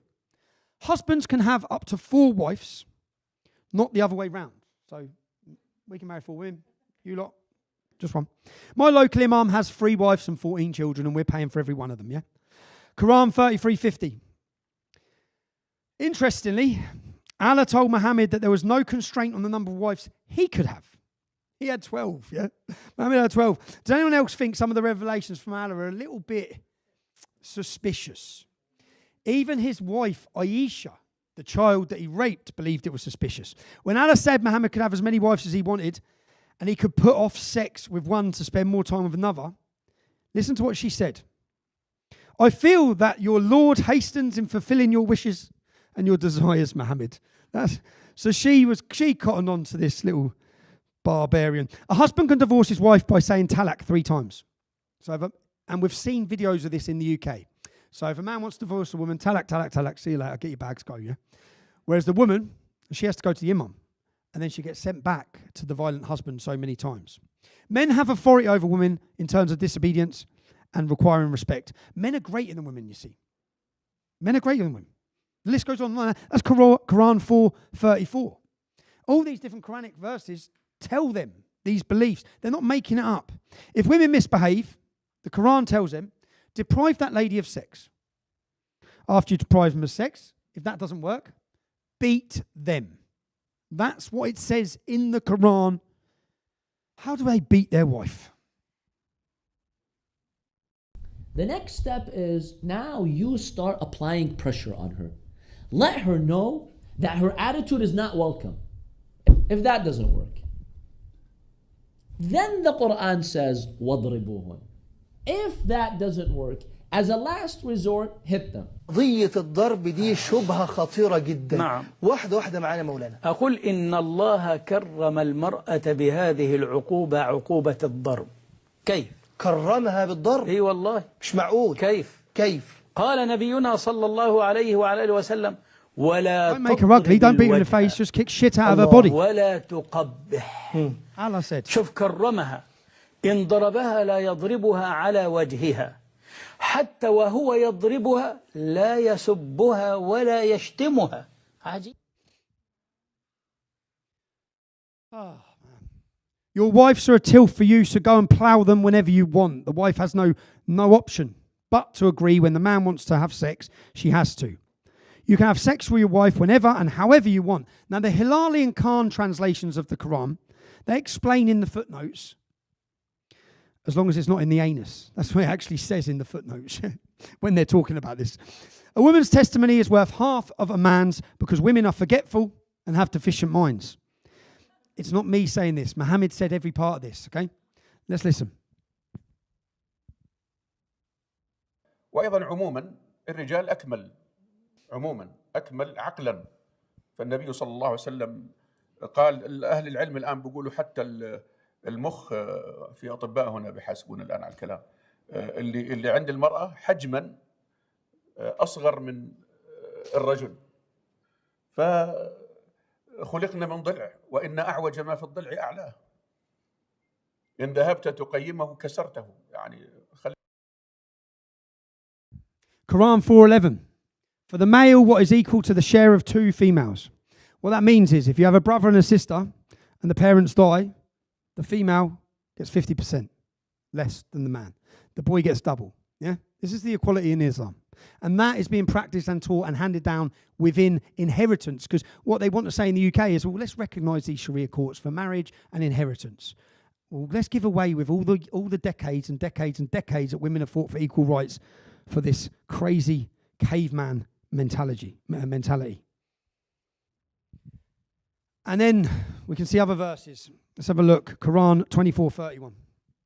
And tell the believing women to lower their gaze, not to show off their adornment, except only that which is apparent, like palms of hands, or one eye, or both eyes for necessity, to see the way. Let them not stamp their feet so as to reveal what they hide. Don't get your breasts jumping, right? This is the Quran. Women must cover themselves, except for perhaps one eye, so they can see where they're going, and they must not cover their own. Just walking away with their breasts, right? This is no longer confined to Afghanistan, Yemen, or Iran, okay?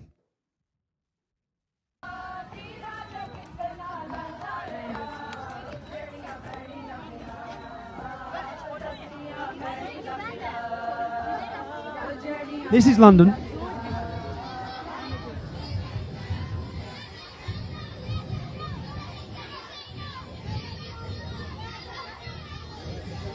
This is Houston. Women must cover themselves so they don't lead men astray. Misogyny, wife beating, inequality, oppression, all Sharia. Sexual slavery. Allah gives us a lot of rules about sex and illegal sex. Quran 4:24 again. Also forbidden for sex are women or already married, except those your right arm possesses. Again, Quran 70:28-30. Except with their wives and the captives, the slaves. So Muhammad tells them, Allah tells Muhammad, you can take sexual slaves. For them you are blameless. The Quran verse actually says it. The clear Quran says, or those living under your control. You're free. It uses the term malakat, to control or possess, which Allah also uses elsewhere in the Quran for the subjugation of animals. Allah reveals the attributes of Muslims who will be successful to include those who guard their chastity, except from their wives or the slaves that their right hand possesses, for then they are free from blame. Allah makes it clear chastity is to be guarded except in the case of wives or women that they possess, those under their control, in which case we can engage in sexual intercourse free from blame. All Islamic scholars, Abbas, Jalalain, the two Jalals, Maududi, they explain sex with women under your control is allowed without limit on numbers and without blame. The depravity of sexual slavery comes directly from these verses. All the actions you see happening, ISIS, Boko Haram, Rotherham, Telford, every city across the UK. Listen to this. A well-organized sex slave supply chain has now been exposed. Here's a report. The Islamic State did not just come to kill our women and girls, but they took us as war booty, as merchandise to be exchanged. Female slaves as having a secondary status, even below this, and that their consent did not matter in this relationship. They were fully owned, and the master had the right to all of the women. أصل الحرب من النساء هم ملك اليمين، بمعنى إن عشان أذلهم بيصبحوا ملكا للقائد أو للجيش أو للمسلم يستمتع بيهم كما يستمتع بزوجهم. Now, Rotherham, the sex gangs, the rape gangs, all of these problems that are happening. Let me just give you some statistics. 3% Muslim men in the UK, 3% Muslim men. 90% of convictions of rape gangs. 90% from 3%. 30% of the UK rapists in these gangs are called Mohammed. Germany, 3.5% Muslim population, 54% of rapes. Germany's borders were opened in 2017. Between 2017 and 2022, rapes went up 45%. Austria, 4% Muslim male population, 50% of rapes, Muslim men. Paris, 77% of rapes last year in the capital, Muslim men. Sweden, 4% Muslim men, 63% of rapes. This is where it's coming from. It's coming from scripture. Here's some staggering numbers. In the UK in 2003, we had 8,000. In 2003, we had 8,000 rapes. In 2023, we had 88,000 rapes. You can literally, in Sweden in 1975, they had 350 rapes. Last year, they had 32,000 rapes. You can literally draw a graph with Islamic immigration and the rape stats going through the roof. Could sex with another woman under your control without limit on numbers? These doctrines, these verses, could that have something to do with the 40-year rape jihad that my country has faced? Sexual slavery is Sharia. Now, FGM, who's heard of female genital mutilation? You need to, because it's happening here in the United States. 55,000 British children have been victims of female genital mutilation. We have 137,000 cases in the UK, but 55,000 British children. Now, we haven't had a law that makes that illegal for 40 years, 30 years. Carries a 15-year prison sentence. How many people out of the 55,000 children that have had this done to them, that is where their clitorises have been cut off because they're not supposed to enjoy sex, they're just supposed to have babies. Yeah? 99% of women in Somalia have had this done to them. In Minnesota, probably 99% there as well.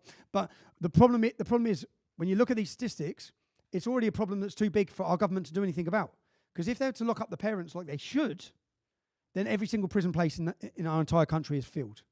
So out of the 55,000 children who have had this done to, how many prosecutions do you think there's been? 3. The UK government is so frightened it will not draw a line anywhere on anything with Islam. Anywhere. Children rape, FGM, terrorism, prevent, all the issues I'm talking about. Terror, misogyny, child marriage, sexual slavery, FGM. They're not the only benefits to society from Islamic immigration. Of course, we also have anti-Semitism. There's so many Quranic verses for this, but Quran 60:40. We have rejected you, and there has started between us and you hostility and hatred forever until you believe in Allah. Islamic doctrines require Muslims to hate Jews. More than half the Quran is concerned with the Jews. It declares them. This is what the Quran says about Jews. So don't pretend it's about Israel. No one needs to pretend it's about 1948 or Israel. It declares Jews to be disbelieving, Muslim-hating, polytheists, shirk-loving, Allah-mocking, prophet-killing, covenant-breaking, sin-loving, witchcraft-practicing, warmongering, scripture-corrupting, truth-hiding, lying, greedy, money-lending, rebellious, blasphemous, hard-hearted people. Mein Kampf was 7% Jew hatred. The Quran is 11%. Okay? It's nothing new. Everything I just said to you is written within Islamic sacred texts. It's perhaps for those reasons that Allah has cursed Jews as the worst of Allah's creation, forbidden Muslims from being friends or helpers of Jews, warned Muslims if they do, they are not real Muslims, and ordered Muslims to fight the Jews and the Christians till they submit, convert, or of course pay the jizya. Jew hatred is Sharia. Apostasy. You have to be killed if you leave Islam. There is no freedom of religion. You're not allowed to change your mind. Yeah? It's punishment. Let me show you a video here quickly. These are the faces of the British victims of so-called honour killings. I'm saying so-called because the word honour has no place in any discussion about murder and abuse. There are an estimated 12 victims each year in the UK, mostly young women who are accused of shaming their family. We have people ringing that have had relationships that are disproved by family members. We have people who are divorcing and their family won't allow them, or their community won't allow them to divorce. There are around 5,000 each year across the world, largely from South Asia, the Middle East and North Africa. We have victims of forced marriage who are very concerned that they're going to be taken out of the country and forced into marriages.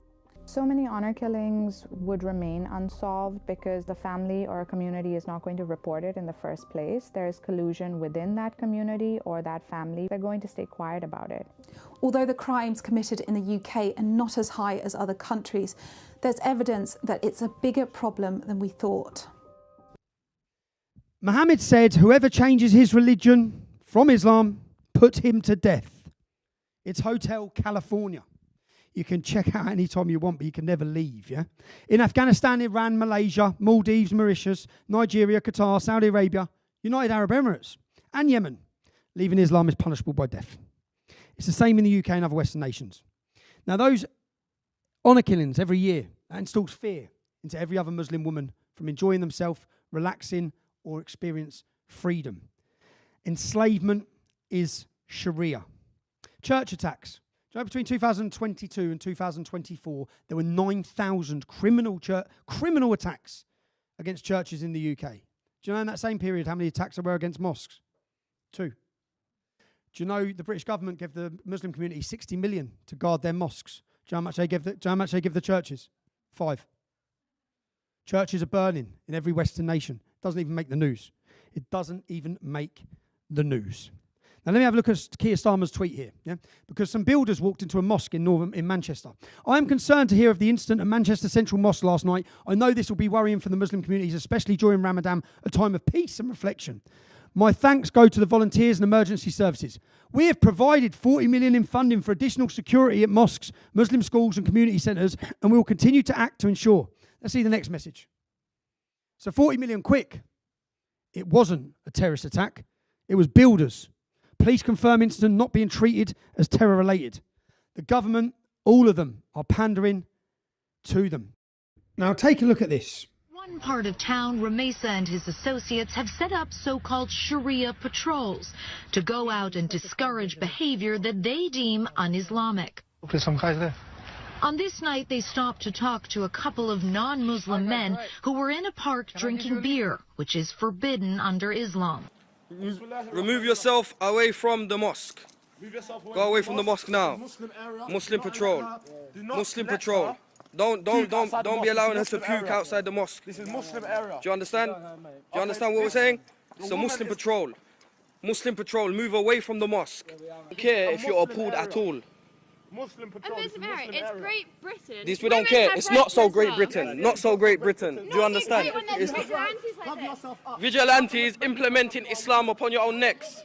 That's Sharia patrols in central London. So drinking alcohol, what you wear, being visibly gay or Jewish, walking your dog, or eating during Ramadan. Sharia is enforced by street-level violent gangs. And when the cameras are off, that is a video of an American tourist. I showed you it because he's an American tourist being violently beaten and attacked because he walked through a Muslim ghetto with a beer. Sharia enforcement isn't confined to just Europe. Residents in New York say they're alarmed after seeing Muslim community patrols driving through their neighborhoods in what looked like police squad cars. New Yorkers say they're shocked after seeing Muslim patrol cars roaming their neighborhoods like police squads. These Muslim community patrols just began operating in Brooklyn this year, and according to the Council on American Islamic Relations, they are the first of their kind in the United States. This is the start, America. The idea is here, the followers are here, and they will implement it.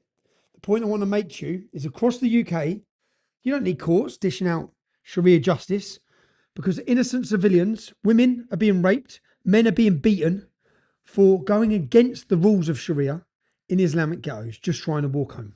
Now, the economic burden of immigration is a choice. You decide who comes into your country, and America, you decide if they're going to benefit your country. Let me give you some stats for Germany. Germany had 40,000 Japanese migrants. And in a year, in 2023, they had 2 criminal convictions. 2, maybe 4 criminal convictions. They had 25,000 Algerians, and they had 1,790 convictions for violent offences. Okay? So 1 in every 10,000 it was. 1 in every 10,000 Japanese were involved in a violent offence, and 1 in every 15 from Algeria were involved in a violent offence. The test has been done, America. The test has been done. Europe's been used as a playing ground. You can see there's been a multi-generational burden put on the taxpayer. So Holland have done an investigation to show Muslim immigration into Holland. First generation, burden on the state. Second generation, burden on the state. Third generation, burden on the state. It doesn't change. You've seen the figures in Minnesota. 81% of the Somali community on benefits. Many of them been there 10 years, still don't speak a word of English. So the conclusion. Do you want oppression of women, misogyny, child marriage, sexual slavery, anti-Semitism, religious intolerance, female genital mutilation, honour killings? Do you want that to be your legacy? I want to be very clear. Islam is incompatible with freedom. Islam is incompatible with equality under the law. There is only one law of Allah, Sharia, and there is no equality for women and no equality for non-Muslims. Islam is incompatible with your constitution. Islam is incompatible with democracy. And it's incompatible with the United States of America and every other Western nation. Even the European Union worked this out in 2007, I believe, in the European Court of Human Rights. They've done an investigation. They found that Sharia law was incompatible with Western democracy and freedom due to their views on women, homosexuals, and free speech. Yet still, Islam floods our nations. It's not enough to declare these things. It's not enough to legislate that Islam and Sharia are incompatible with Western civilization. The UK has the legislation to protect freedom, to protect women and children. And look at the state of our country. My simple message for you is this, and please listen carefully, because I have watched this disaster unfold in my home country and my hometown for 40 years. Please don't find yourself watching this video in 10 years' time, saying, why did we not listen? When the problem has got worse, wishing you had done something. Your children and your grandchildren will ask you, what did you do to save America, mummy? Islam is not a religion. It's a hostile, totalitarian, political ideology that seeks to conquer and dominate every aspect of private, public, and national life. As I said, not my view. That's the Islamic doctrine's view. As long as it's protected as a religion, it will exploit suicidal Western tolerance. I urge you to push through. This is the, I'm finishing now, but these are the points I urged Congress, because I know I had to look at the legalities and laws. I urge them to push through an immediate pause on immigration from Muslim majority nations, a crackdown on illegal immigration and the Muslim Community Deportation Act, vetting to require foreign legal codes to be renounced for all visa applications and naturalisation candidates, a hard stop on all federal grants for any institutions, mosques, schools receiving funding from Sharia states such as Qatar, Saudi Arabia and Iran, making, promoting, operating or enforcing any ruling from religious courts or attribution systems a federal felony. Now those actions will slow Islam's progress. It will slow it down. However, just to be blunt, you must recognise it is not a religion. Strip it of that status. Recognise it for what it is. Only then will the government of the USA be able to act forcibly and without fear. Ban the Quran. It's full of hate. Ban the call of prayer. Ban mass praying in the street. Ban the burqa and the niqab. Shut down the mosques. Round up and deport every Islamic extremist preacher. Round up and deport every extremist your security services are monitoring. If you do all of this, you may have a chance to save the United States of America. Now, I know that went on for a long time. I thank you for giving me patience there.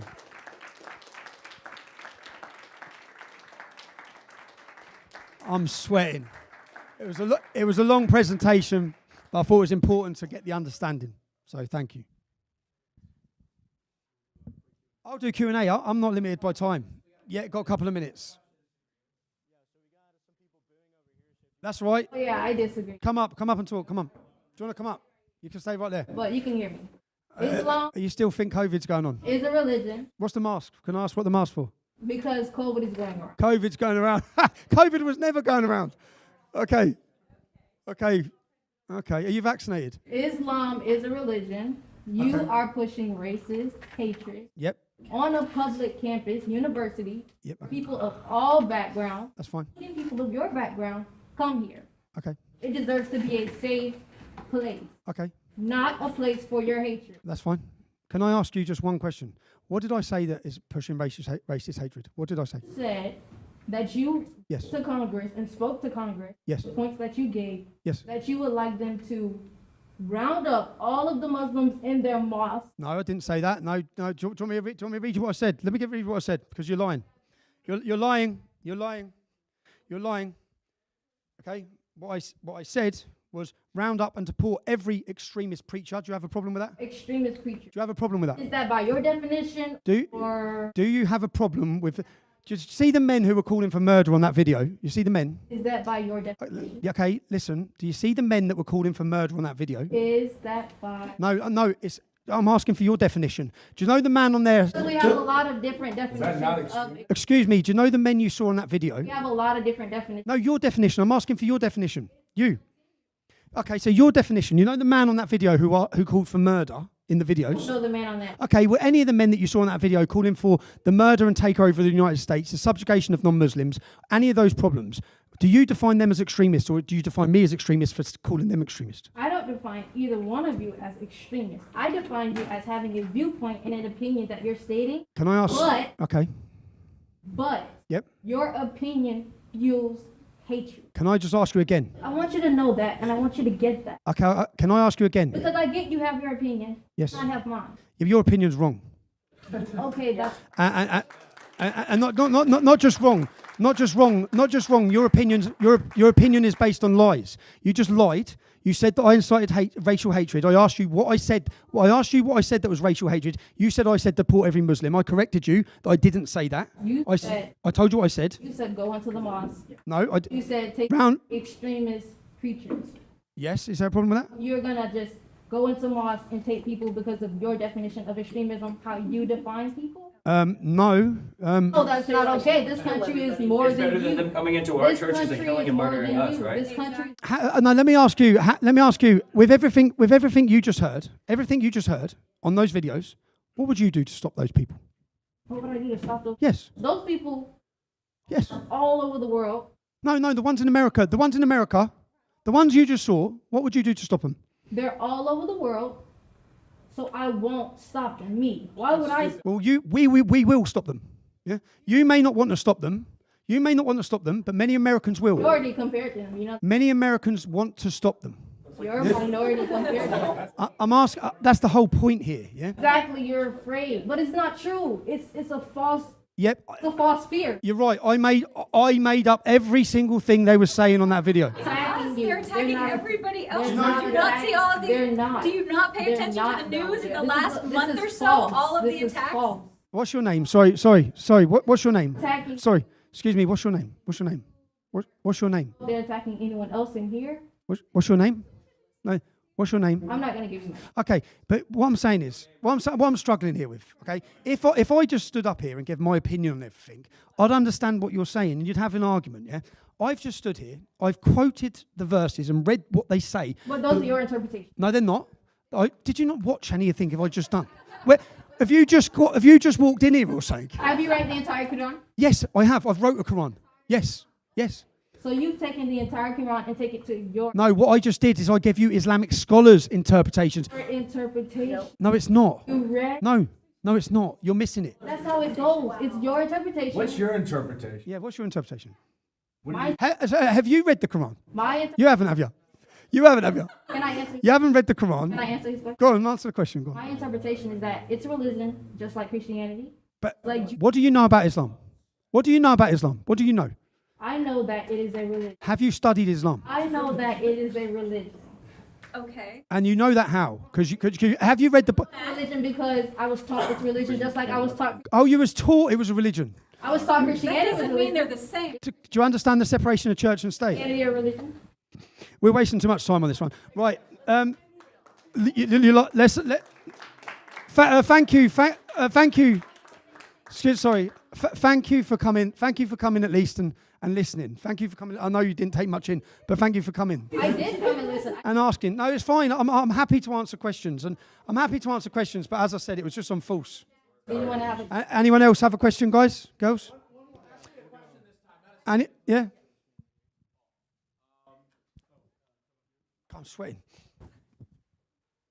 Hey. And there is no COVID, right? There's no COVID. I'm more offended by the COVID comments than anything else. Yeah, thank you for coming to speak to us. It was very informative. I guess like what you've demonstrated is that there's like organized diaspora groups across the West who as a minority are outmaneuvering what we know as like a white Christian majority. I guess my question to you is like, in view of all this, what are the historic white Christian majorities to do? Like, should they collectivize? What's the defense? They have to be brave and courageous and just say it as it is and truth to power. Do you know, so I come here and when I went to Congress, I was troubled when I went to Texas and what I started seeing and understanding that I looked at, there's 600 organizations, Islamic organizations working every day in Texas and they're working for the same end goal.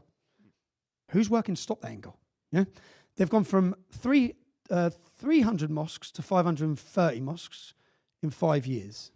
So the plan for Texas was really troubling. And then I sat down with members of Congress and I sat down with Chip Roy and some senators. and they are fully awake. Now, as I said, it took 30 years in my country for even a question to be asked that you saw in Parliament there. You have a 1% Muslim population. 60 members of Congress have now joined a caucus in Congress, and they are educating, learning, and understanding. And I asked Chip Roy, because Chip Roy is working to become Attorney General. Now, many of the organisations that are operating and working, as we see, the mosques, they shouldn't have 501, they shouldn't have tax liabilities, they shouldn't have charity status in the United States, because they're not working for that. They're working to Islamise and take over your country. Now, so I asked him, what are you going to do? And in fact, I'm sat on a panel with him in 2 weeks and with other congressmen where I get the opportunity to ask these questions like this, because what I want to know is, I wanted to know, what are you going to do? I'm telling you what they've done in my country. How are you going to stop it? And he has a plan. He has a plan to use the law, like they use lawfare against us and against me. I've been a victim of lawfare. He has a plan to challenge them with the law. And I said, it's like, you know the game Whack-A-Mole? Every mosque, if you fight one, another 10 are getting planned anyway, yeah? You can fight Islam in Texas. What about in Florida? What about in this state?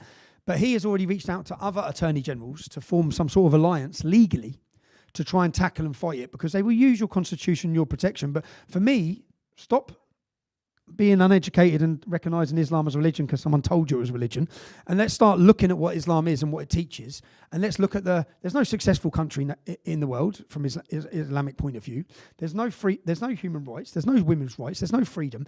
No one, you can learn. You can look at Europe and see the mess we're in. You don't have to do a trial. The trial's been done, that's what I mean. So to America, why would you be importing Islam? Why?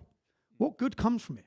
Like, we can look at the statistics, look at numbers, look at all the facts, look at the rapes, look at the terrorism, look at the jihad, look at it all. It doesn't, and as I said, it's America's choice on who comes into your country, and whoever comes in has to benefit your country.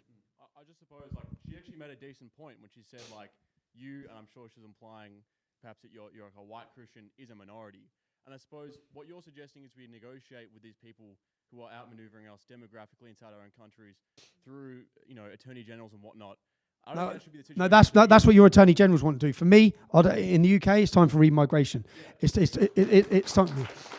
I'm explaining how when I asked the questions of what they were going to do, I said 15 years ago, stop Islamic immigration and stop it now. All Islamic immigration, yeah? And I don't care if some are going to be good and some are going to be bad. We don't know who's going to be good. We don't know who's going to be bad. Stop all foreign funding into our country. Stop all madrasas. Stop building mosques. Stop it all, yeah?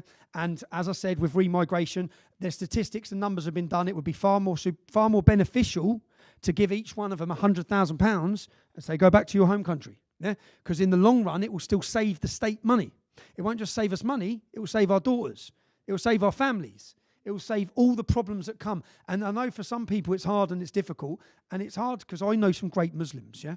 But we're not playing a game. It's not a lottery, yeah? It's the future of our nation. It's the future of our security, future of our stability. So yeah, for me, remigration. It's time to send people home. You've come here, you've not integrated, you've not assimilated, you're living off the state, you're a burden on the state. That doesn't mean I believe that every single person should be sent home. I believe criminals, illegal aliens, maybe her. I'm joking, all right? I'm only playing. If anyone disagrees with Tommy, No, you just ask it, bro.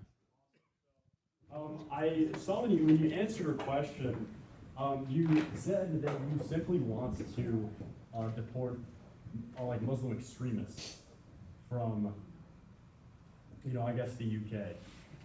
I would ask, what do you define as an extremist? If you believe that like Islam is an extreme religion, which I think there are many people who concede that, do you believe then that they are all sort of extremists, or do you believe simply that like only a sect of them are extremists? So most Muslims, thankfully, don't follow the exact word and the teaching of the Quran. Yeah, they ignore a lot of that. Most Muslims treat Islam like a buffet. I like that bit, I'll ignore that bit. I like that bit, but the bits that they ignore. So when we say good Muslims, they're the non. What's that? Do you think that good Muslims exist? Yeah, non-practicing ones. Culture. I'm being serious. And I know some of my mates are that. Yeah. Some of the lads I've grown up with, they're born into a Muslim family. And the problem is, because of apostasy, because you're not allowed to leave, because he'll kill you, or you'll be ostracised from your community. So people can't leave. They're not free to leave. You saw the honour killings. 15 people are killed. 3,300 honour crime violence reported last year, I think there was like 20 convictions. So these problems they just can't deal with. But what I mean is, if you want to follow the doctrines of Islam and you wish to implement Sharia or overthrow the constitution or overthrow our democracy, you need to leave. Yeah? If we have 2 million British Muslims that want Islam want Sharia over British law and British democracy, then go back to your country. Yeah, go back to your country, and we should be able to do whatever we can to encourage them. And if they want to follow these doctrines, we're going to make it very, very difficult for you to do so. Yeah, and there's going to be punishment for the people who wish to overthrow. Do you know, like the Chinese Communist Party, your government will have lots of organisations and a lot of money spent making sure that the Chinese Communist Party are not infiltrating all of your education and all of your country to gain secrets or work for the interests of the Chinese Communist Party. But yet they're doing nothing to stop people who are working for the interests of the Islamic takeover of the country. So it's as I said, and I don't mean to point fun at the lady. She's asked her question, but yeah. You don't mind me asking sort of a clarifying question on that. Are you saying that, you know, foreign influence in the United States and in European countries generally is an issue right now without things? I'd say, yeah, totally, yeah. Okay, understood, yeah. Totally, yeah. An insane issue. And then, but you can still have an economic relationship with Qatar and Saudi Arabia, which your countries obviously need, without letting them build entire centres to take over your country, without them influencing education. They shouldn't have any influence in education. They shouldn't have any influence in your universities, in your schools, any influence at all, but they do. And no one is awake until you have a federal policy to deal with the Islamic takeover of towns and cities. And many Americans will be feeling, that's New York. That's not happening. It's not happening here. I'm a living experience to tell you how quickly it can happen, how quickly it changes. And all the things I warned about 20 years ago, which people didn't want to listen to, now, unfortunately, they see it themselves in every town and city in Britain. Their safety's gone, their security's gone, stability's gone. Many people are scared for what's happened to Britain and Europe. I think many American politicians, I feel optimistic in the sense that your politicians seem like they're ready for this fight, many of them, and they're not being cowed through words or fear, which was the biggest problem with self-censorship, and fear is paralysing. It paralysed the entire country. Britain was paralysed. Most people agreed with what I was saying. They used to whisper it. But something big has happened in Great Britain now, where the dam's burst. We just held 1 million people on the streets. We're going to do it again in 4 weeks' time. The voting patterns show across Europe people have had enough. But there's also a massive movement to help Islamify. As I said, the money's outrageous that comes in from. Think that you will win? I don't think we have an option. We won't win without the United States. Now, if you lose the right to your integrity of elections, then there's no fair elections in the world. If you lose to Islam, if Texas loses, if they take Texas, nowhere's got any chance. Now, the power coming out of America, if America wakes up and many politicians wake up and start telling the truth, I've heard more truthful comments in this country from your politicians about Islam than I've heard in my life. Yeah, and that's in 4 weeks. When I've sat down and done interviews, and I'm just like, wow, that congressman just told it how it is. He just told it how it is. And for me to come and show politicians in America speaking openly and honestly about Islam will hopefully inspire politicians in Britain and Europe to speak openly and honestly about Islam. Because we still are in a state of fear.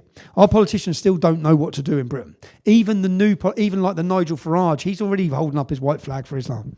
I feel as though you're dodging the question, though. Like, just straight up, do you think that the United Kingdom? Yes, we'll win. Yeah, we'll win. Yeah, we'll win. It's in our DNA to fight. Yeah, it's in our DNA. We fight. We've been asleep for a very long time, and people are now waking up, and there is an almighty fight coming. But the problem is, there's no solution without chaos for where we've allowed our country to get to. What my warning to America is, don't get in the same position. Don't allow yourself to have 30 million armed Muslims in your country, yeah, and then start trying to deal with the problem of Islamic radicalization and jihad, yeah. Deal with it now before it's too bad, because we're at a point now where we've got 5 million in our country who are not going to assimilate or integrate. They're just not going to. And the teachings I showed you today, the verses I showed you, all of that, that's why. It's not because of us. That's why. Yeah, that doctrine, that teaching, that supremacist mindset, that intolerance is now spreading and encouraged in every European country. So Europe is in trouble. Western Europe's in trouble. Do you know the safest countries in Europe? Do you know what the rape rate? I'll give you the rape figures earlier. 88,000 in Britain last year, under 1,000 in Poland, under 1,000 in Hungary. Yeah? Under 1,000. So you have a choice. You have a choice. You either open your borders and take away the safety of your women, or be brave and just tell the truth. And that doesn't mean hating every Muslim. It just doesn't mean it. It doesn't mean you have to be horrible and hate every individual Muslim. But you have to stand up for the values of the United States of America and understand what Islam is. Thank you. Oh, man. Yeah. The word you're using as you travel through the U.S. and you're focusing on X, are you concerned with the return of Britain? Are you going to be subject to... Someone asked me that earlier, and I said, if there's any limit on my speech, I'll break it. And that will bring it to a forefront and bring it to a head. Because these laws, but they won't be used, I don't think they'll use them in such a high-profile case, because they didn't against, what's the lady, what's her name, who wrote the book, the series of books? J.K. Rowling. J.K. Rowling, so the Scottish government brought in hate legislation. She broke it straight away. They didn't prosecute her. They go for the lower fruits. And all these laws are about is scaring you into not... May. So, I mean, you're a target. I'm a target, but I intentionally made them send me to prison in the sense that the whole world saw what happened. The whole world, it drew attention to the whole world. So whilst they think they thought they're putting me on trial, I put them on trial. Yeah. But I am I do worry about it. But I think if you worry about consequence, you'll just keep your mouth shut forever.